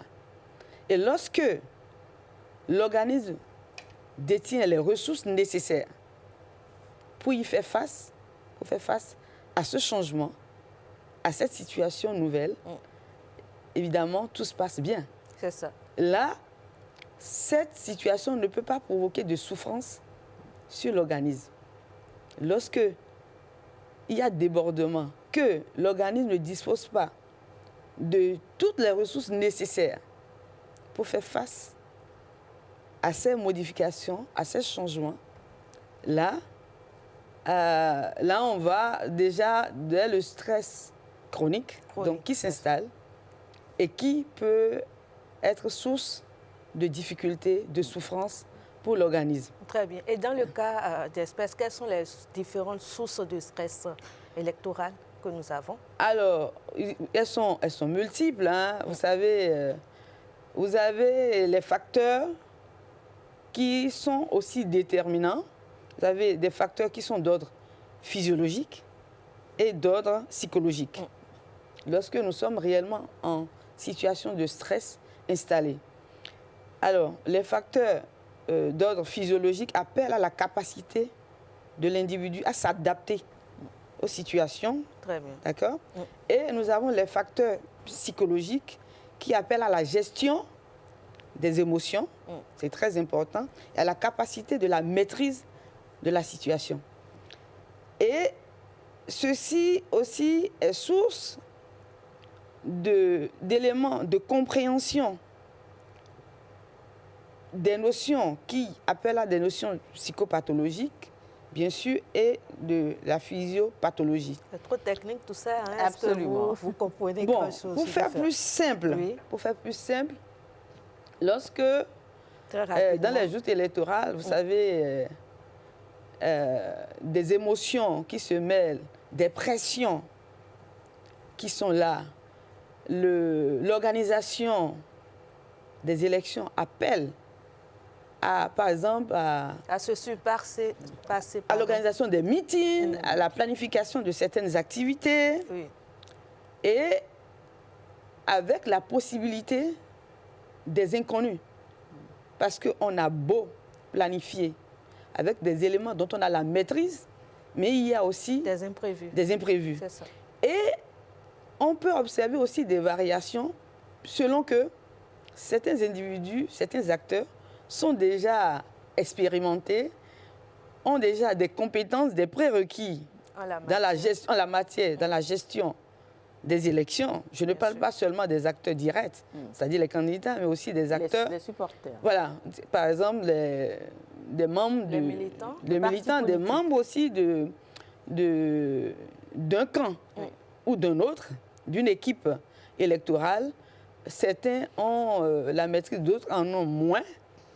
Et donc, le stress, ce n'est pas seulement au niveau des acteurs directs, mais également des acteurs indirects qui doivent faire face à toutes les éventualités et selon leur capacité. C'est pour ça que j'évoquais notamment tantôt les facteurs, selon la capacité de chacun, selon sa personnalité, à faire appel à de nouvelles ressources pour faire face aux survenus lorsque le stress va s'installer.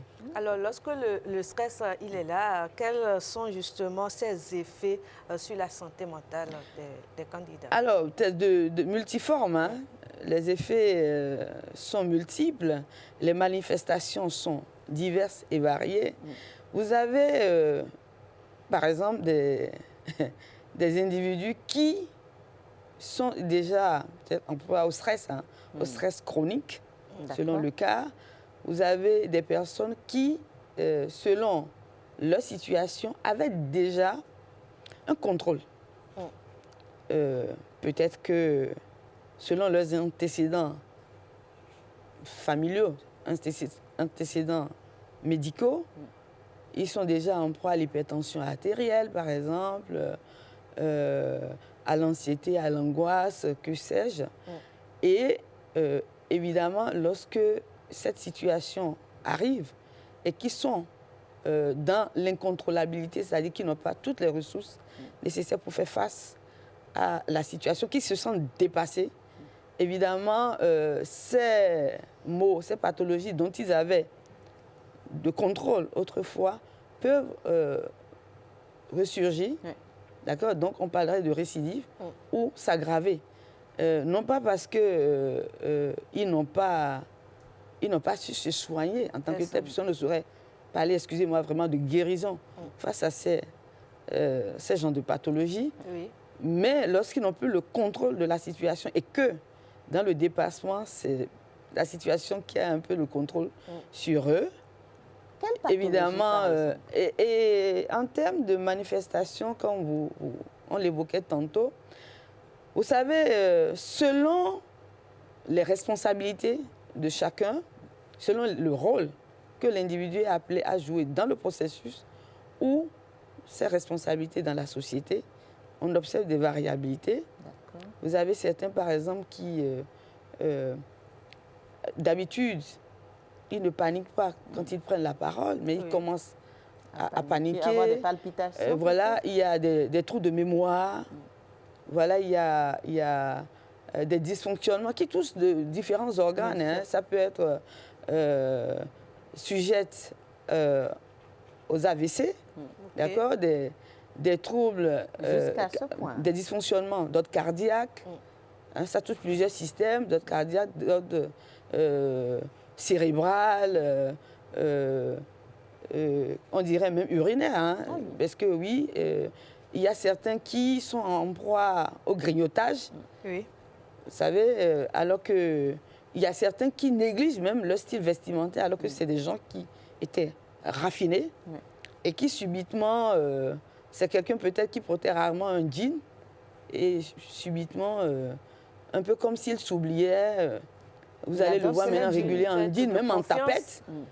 Et quelqu'un à qui vous connaissez quand même une rigueur dans son style vestimentaire qui est raffiné, subitement vous observez des changements. L'irritabilité, la colère, des personnes qui sont dans des débordements, des écarts de langage. Quand tous ces signes, il y en a multiples, s'installent, alors c'est déjà, il y a alerte, c'est qu'il y a un dysfonctionnement, quelque chose ne va pas, donc il faudrait que la personne soit accompagnée, soit par son environnement, ou si vraiment on n'en peut pas, il faudrait aller consulter le spécialiste pour l'appel à l'aide. Alors, comment faire pour éviter, sinon dominer ce type de stress, Madame de Chacus? Alors, chacun doit quand même connaître un minimum son organisme, ses failles, ses faiblesses. D'accord? Lorsque nous sommes en situation de stress chronique qui est installée, vous avez cette faille-là qui est propre à l'individu selon sa personnalité, peuvent refaire surface. Et c'est ce que je disais tantôt. Hein. Vous voyez les situations de palpitations, vous êtes en proie à manger tout le temps, alors que vous connaissez quand même un régime alimentaire. Oui. Okay. Des grignotages, je disais tantôt, des besoins à aller régulièrement au sel, alors que vous vous alimentez normalement, c'est qu'il n'y a pas un changement réel dans votre régime alimentaire et que vous constatez l'envie régulière d'aller aux toilettes, le besoin d'aller régulièrement uriner, des migraines qui s'installent régulièrement, autant de signes, voilà, de changements qui appellent à consulter. Consulter. Et aussi, oui, je vous écoute. Madame de Chacus, justement, lorsqu'on est peut-être sur un terrain, dans une campagne électorale ou appelé à d'autres tâches, on n'a peut-être pas forcément le temps d'aller voir un spécialiste. Est-ce qu'il y a je dirais, des réflexes, des gestes simples à adopter quand même, pas pour guérir, mais pour quand même s'en sortir? Alors, déjà, il faut savoir écouter son corps. Lorsque vous sentez une fatigue excessive, il faudrait penser à se ménager, à se reposer. C'est très important. Il faut savoir se donner du repos. D'accord. Peu importe ce qu'on est en train de faire. Il faut savoir s'alimenter aussi régulièrement. D'accord. Il faut savoir, entre deux meetings, aller se poser quelques minutes, ne serait-ce. Vous avez des habitudes. Lorsque vous sentez quelques signes de fatigue, de migraine, il faudrait savoir observer et ne pas dire, mais puisque des enjeux sont là, les défis sont énormes, je dois me surpasser, ce n'est que pour ce temps-là. Non, parce que pour une petite histoire, vous vous rappelez qu'il fut un temps, il avait été fait écho qu'après des élections, il y a eu des personnes qui ont perdu la vie. Bien sûr. Et on a l'habitude de se dire, voilà, oui, il a été glacé, voilà. Alors mais non, ce n'est rien de tout ceci. Le stress, exactement, peut être source de cela et vous avez des conséquences, des retombées. Alors donc, il est nécessaire de prendre soin de sa santé mentale, d'accord, et de savoir que c'est une ressource qui est avec nous, qui est une ressource permanente et qu'il faudrait en prendre grand soin. C'est très important. Les positions dans la société, j'en conviens bien, que des sources de ce stress électoral sont énormes. Lorsque des enjeux sont tels que des gens doivent penser à leurs intérêts après coup, qu'on a besoin de se positionner, il y a la hantise, est-ce que je vais pouvoir conserver ma place, ma position après ces joutes électorales? Est-ce que je vais avoir une meilleure position? Est-ce que mon candidat va gagner? Beaucoup de questionnements, il faut ménager sa santé mentale. Voilà, qui nécessite vraiment à ce qu'on s'investisse oui, nous sommes d'accord qu'il faut s'investir, mais il faudrait savoir qu'avant toute chose, il faut préserver sa santé mentale, il faut l'entretenir. Et cela passe avant tout. Oui. Alors, ce que je pourrais dire également, si vous permettez, à l'endroit des acteurs, de façon générale, la population aussi est constituée d'acteurs, des acteurs de façon générale, de nos citoyens, les acteurs directs comme les acteurs indirects, ceux qui sont impliqués dans l'organisation des élections aux côtés des candidats, c'est qu'ils doivent prendre soin de leur santé mentale parce que les élections, c'est bien, c'est une manifestation temporaire d'un moment, quand bien même on est conscient qu'elles sont déterminantes pour les orientations des 7 prochaines années, pour l'organisation et l'avenir du pays, de la nation tout entière, pardon. Alors, il faut savoir que, oui, il faut travailler à ce que tout se passe bien. Il faut prendre toutes les dispositions nécessaires pour que les élections se déroulent dans les meilleures conditions, dans les conditions optimales. D'accord? Et en mobilisant toutes les ressources qu'il faut à travers les dispositions nécessaires qui sont à prendre. Mais quand tout cela est fait, il faut savoir que vous avez joué votre rôle. Tout ne dépend pas de vous, parce qu'en toute chose, il y a la part de l'indéterminé. On est malheureusement pris par le temps. Je vous laisse très rapidement résumer quelques astuces en quelques secondes. Très rapidement, s'il vous plaît. On a parlé déjà de prendre de coups de pause quand on se sent surchargé. Tout à fait. Bien se nourrir également. On a bien suivi sur le plateau. Oui. Merci. Je vous remercie pour l'exercice de ce matin. Et autour de la question du stress électoral. Et comme j'ai eu à le dire, plus ou moins, les élections constituent une période qui appelle à des changements conséquents. Et quand bien même cette stimulation peut varier en intensité selon d'un individu à l'autre, selon la personnalité de chacun, selon les ressources dont chacun dispose, selon les dispositions dans lesquelles chacun est, comment chacun est en mesure de mobiliser des ressources internes, une bonne gestion de ces monologues internes qui doivent permettre de développer ce qu'on appelle, excusez-moi, dans notre jargon, des copines, des stratégies internes propres à l'individu pour faire face aux situations, aux survenues qui appellent.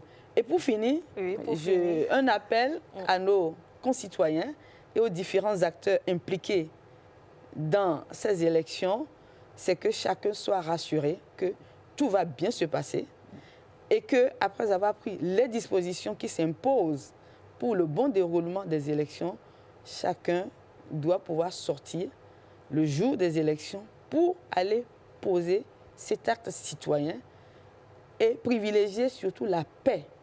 Le dialogue pour l'appel et s'assurer que tout va bien se passer. Merci à vous. Du Bénin. Merci. Merci beaucoup à vous, Madame de Chacus. L'appel n'est pas tombé dans des oreilles de sourds. Merci également à vous, Christelle. Je crois que nous avons fait le tour. Les candidats et les militants ont eu le temps de savoir quoi faire pour préserver leur santé. On passe tout de suite donc au prochain plateau, c'est Éducation aux médias.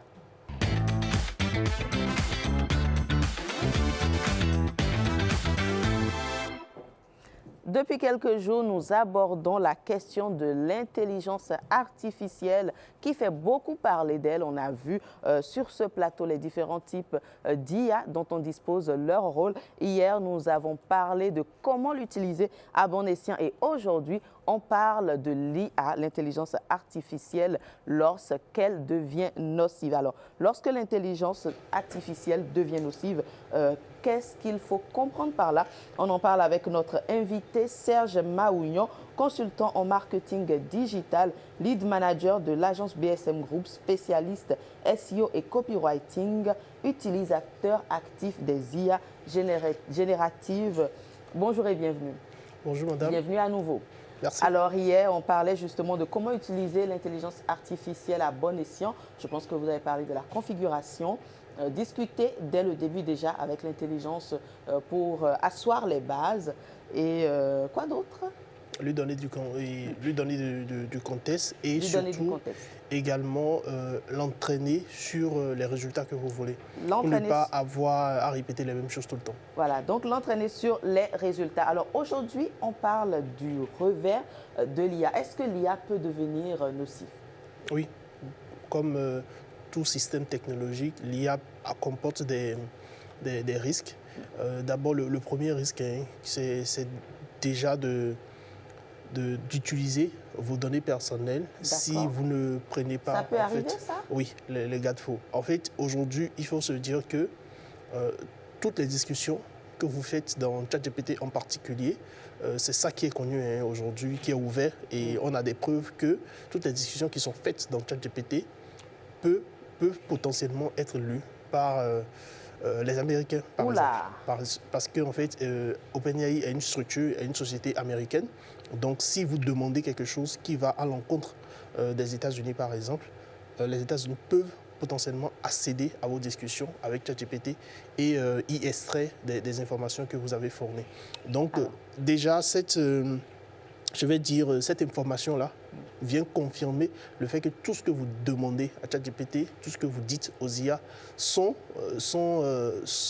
lus ou bien peuvent être lus par les constructeurs de ces IA-là. Donc ce n'est pas fermé. Oui, attention à ce que vous dites à ChatGPT, attention aux questions que vous posez à ChatGPT. Oui. Et d'un autre côté, en dehors de ça, est-ce qu'il y a d'autres revers sur l'intelligence artificielle? Oui, il y a le revers, je vais dire beaucoup plus une conséquence. Aujourd'hui, dans nos administrations, bien dans nos entreprises, de façon générale, il y a beaucoup de données personnelles. Vous voyez par exemple un comptable, il y a des données personnelles de chaque employé, le salaire de chaque employé, l'historique de paiement et tout ça. Si le comptable ne prend pas les garde-fous qu'il faut et juste pour pouvoir peut-être créer un fichier Excel correct, il se dit il va utiliser ChatGPT ou il va utiliser Claude. Il peut fournir en fait des données personnelles à Claude et à l'intelligence artificielle et ces données-là peuvent se retrouver à être exploitées par ChatGPT pour s'entraîner bien sûr, mais ce n'est pas forcément bien parce que ce sont des données personnelles de personnes. Donc chaque fois que vous ne mettez pas des garde-fous ou bien que vous n'extrayez pas des données ou bien que vous ne changez pas des chiffres. Si par exemple vous voulez travailler sur un document qui est assez confidentiel ou bien qui est assez délicat, vous pouvez changer les chiffres. Vous pouvez changer les chiffres, ajouter de faux chiffres, changer les noms. Par exemple, remplacer tout ce qui est nom, prénom de personnes par des noms qui n'existent pas. Des pseudonymes. Oui, des pseudonymes. Ou bien les années de naissance, par exemple, changer, les adresses changer, des choses comme ça, avant de les fournir à l'IA, de sorte à ce que ces données-là ne se retrouvent pas sur Internet ou bien ces données-là ne se retrouvent pas dans le système des IA parce que les entreprises qui ont ces systèmes-là, ces outils d'IA-là, ont la possibilité d'y accéder et on a la preuve à travers plusieurs arrestations qui ont été effectuées à travers le signalement, grâce au signalement de ChatGPT. Donc il y a des jeunes aujourd'hui, dernièrement il y a quelqu'un qui est allé dans ChatGPT qui lui a demandé à ChatGPT comment il pouvait... bon, je ne vais pas forcément dire ça ici parce que ce n'est pas forcément un mot positif, mais il a demandé en fait quand même des choses que le FBI a signalé, a signalé comme quelque chose en fait en préparation d'un acte criminel et ils l'ont arrêté. Et c'est à travers l'analyse de ces récentes discussions qu'ils ont compris qu'en réalité, il n'était pas forcément une menace pour les États-Unis. Donc, tous ces événements-là nous prouvent que toutes les discussions que vous faites avec ChatGPT, ce n'est pas directement lu, mais peuvent être consultés par quelqu'un derrière. En fait, au début, on pensait que les IA, c'était fermé et que même les constructeurs ne pouvaient pas accéder aux échanges que vous avez, à la différence, par exemple, de Messenger ou bien d'autres systèmes de communication, on ne pouvait pas accéder aux discussions que vous avez avec ChatGPT ou avec d'autres systèmes d'IA. Mais en réalité, non. Parce que ces cas-là nous ont prouvé que toutes les discussions que vous avez avec les outils d'IA sont potentiellement lisibles par quelqu'un. Et donc, toutes les données, tout document que vous fournissez à l'IA peuvent se retrouver à être lus par quelqu'un. Donc, il n'y a pas du tout... c'est mieux de conseiller aux gens de ne pas fournir des données personnelles. Je retiens qu'il faut utiliser des pseudonymes, un peu brouiller les pistes, peut-être changer les dates. Surtout quand il s'agit de données d'autres personnes. C'est cela. Oui. Très intéressant, merci beaucoup pour l'astuce. Mais il y a également peut-être, est-ce que je vais appeler ça un revers, vous le disiez hier plutôt, tout ce qui a une souris et tout ce qui se sert d'une souris et d'un ordinateur peut être remplacé. Est-ce que l'IA est une menace pour les métiers aujourd'hui? Non, l'IA n'est pas une menace pour les métiers. L'IA, c'est une opportunité pour les métiers, pour l'humain, pour l'entreprise. Parce qu'on lit souvent, hein, d'ici quelques années, ce métier n'existera pas parce que l'intelligence artificielle.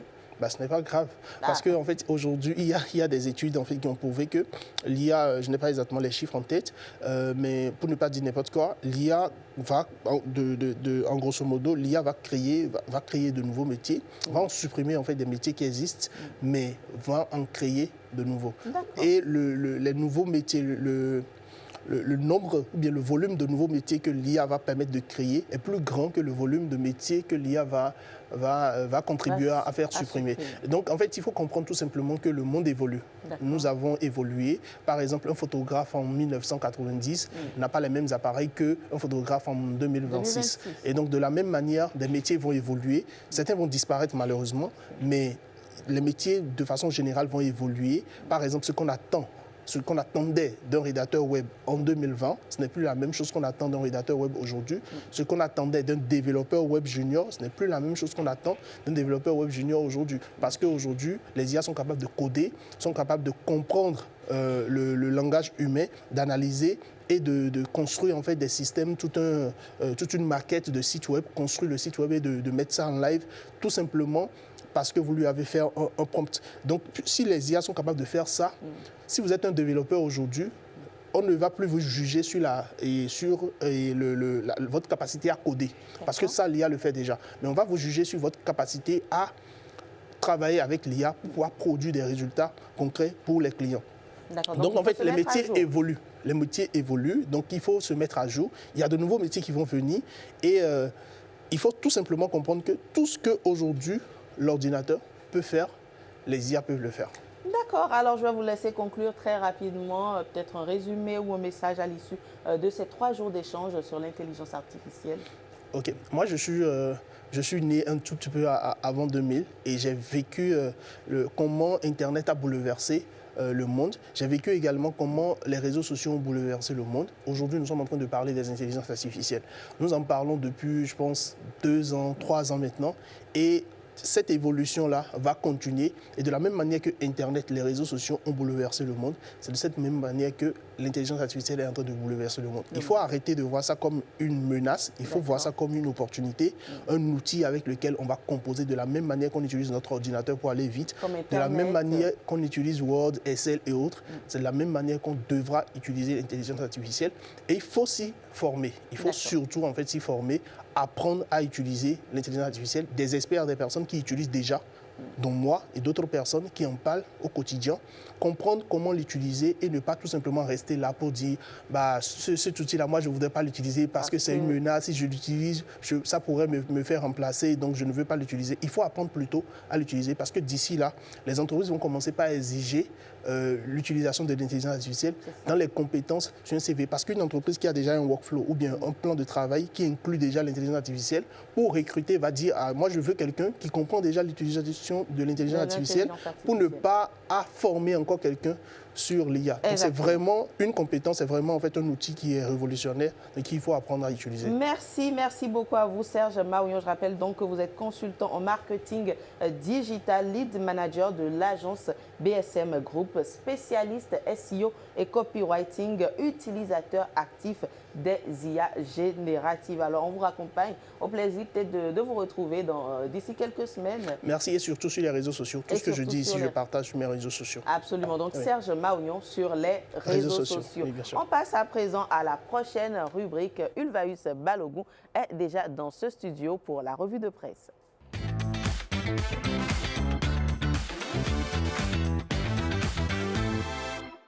Ulvaeus Balogun, depuis quelques jours, en tout cas depuis le début de cette semaine, est allé à la collecte de l'information des journaux pour nous. Bonjour Ulvaeus et bienvenue. Bonjour Jennifer, vous allez bien? Je vais bien. Et qu'est-ce que la collecte nous révèle aujourd'hui?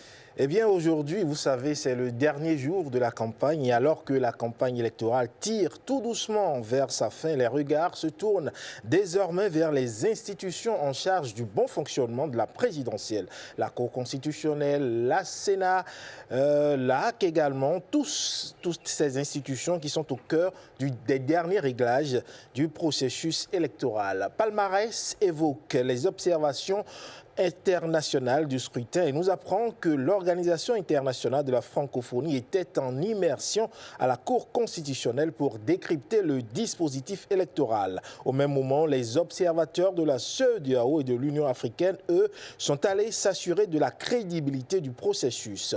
La Nouvelle Tribune nous apprend que la délégation de la CEDEAO était aussi à la Sénat, conduite par l'ancien président du Ghana, Nana Akufo-Addo. La délégation a mis l'accent sur la crédibilité du scrutin et a rappelé que la solidité des institutions démocratiques repose avant tout sur la confiance des citoyens et des acteurs politiques dans le processus électoral. La nation donc conclure que les missions d'observation électorale sont déjà au cœur des préparatifs. Il s'agit pour elle de mobiliser les observateurs et de les répartir dans les différentes localités sur l'ensemble du territoire national. Leur rôle va consister à suivre l'ensemble du processus électoral depuis l'ouverture des bureaux de vote jusqu'à la centralisation des résultats en passant bien entendu par les opérations de dépouillement. Et leur présence apparaît comme un gage supplémentaire de transparence. Et pendant Ulvaeus que les missions d'observation prennent leur quartier, les duos de candidats, eux, ne lâchent rien. C'est la dernière ligne droite, on le disait, pour ces duos de candidats. Le matinal fait déjà le bilan et écrit « Romuald Wadani conquiert le cœur des Béninois ». Ce vendredi est la dernière journée de campagne. Il y a quelques heures de la clôture, le journal note que l'optimisme est palpable dans l'état-major du candidat de la mouvance. Avec une campagne dynamique, innovante et résolument proche du terrain, le candidat semble, selon le journal, réunir toutes les conditions pour succéder à son mentor Patrice Talon. Et si la ferveur observée se traduit dans les urnes ce dimanche, une victoire éclatante se dessine à l'horizon, conclut le journal Le Matinal. Et pour que cette victoire soit totale et sans accroc, la Nouvelle Tribune nous apprend que Wadani lance l'assaut final à Cotonou ce jour. 3 meetings sont annoncés afin de toucher plusieurs zones de la ville en une seule journée. De son côté, Paul Houpé lance un appel à oser l'alternance, titre en manchette le journal La Cloche. Selon le quotidien, il s'agit d'un appel pressant adressé aux électeurs afin qu'ils se surpassent dans leur choix en votant pour l'alternance présentée comme la seule voie de salut par le candidat de l'opposition qui se dit capable de répondre aux attentes des Béninois. Selon lui, la solution réside dans l'audace de changer de paradigme. Et le journal de nous dire que le dimanche prochain, c'est le jour de vérité où plus de 6 millions de Béninois sont attendus aux urnes pour choisir celui qui va succéder au président Patrice Talon et démontrer ainsi que la démocratie béninoise reste vivante et cela à travers le geste citoyen. Absolument, le geste citoyen, la démocratie reste vivante. Et vous allez le faire, le geste citoyen, n'est-ce pas? Absolument, comme tout bon citoyen. Et d'ailleurs, j'appelle tous les Béninois à surtout voter, sortir massivement le dimanche pour aller exercer ce droit civique, droit que l'on acquiert dès que l'on a 18 ans. Absolument, et je vais faire comme vous. Merci beaucoup à vous, Ulvaïus Balogun. Et c'est ici que s'achève Bonjour le Bénin pour le compte de cette semaine. Mesdames, Messieurs, merci d'être restés avec nous tout au long. Toute l'équipe de réalisation et de présentation, chapeautée par Christelle Tsagboran à la réalisation et Karamat Agbataou à l'édition, vous disent merci. On se retrouve très bientôt. D'ici là, portez-vous bien.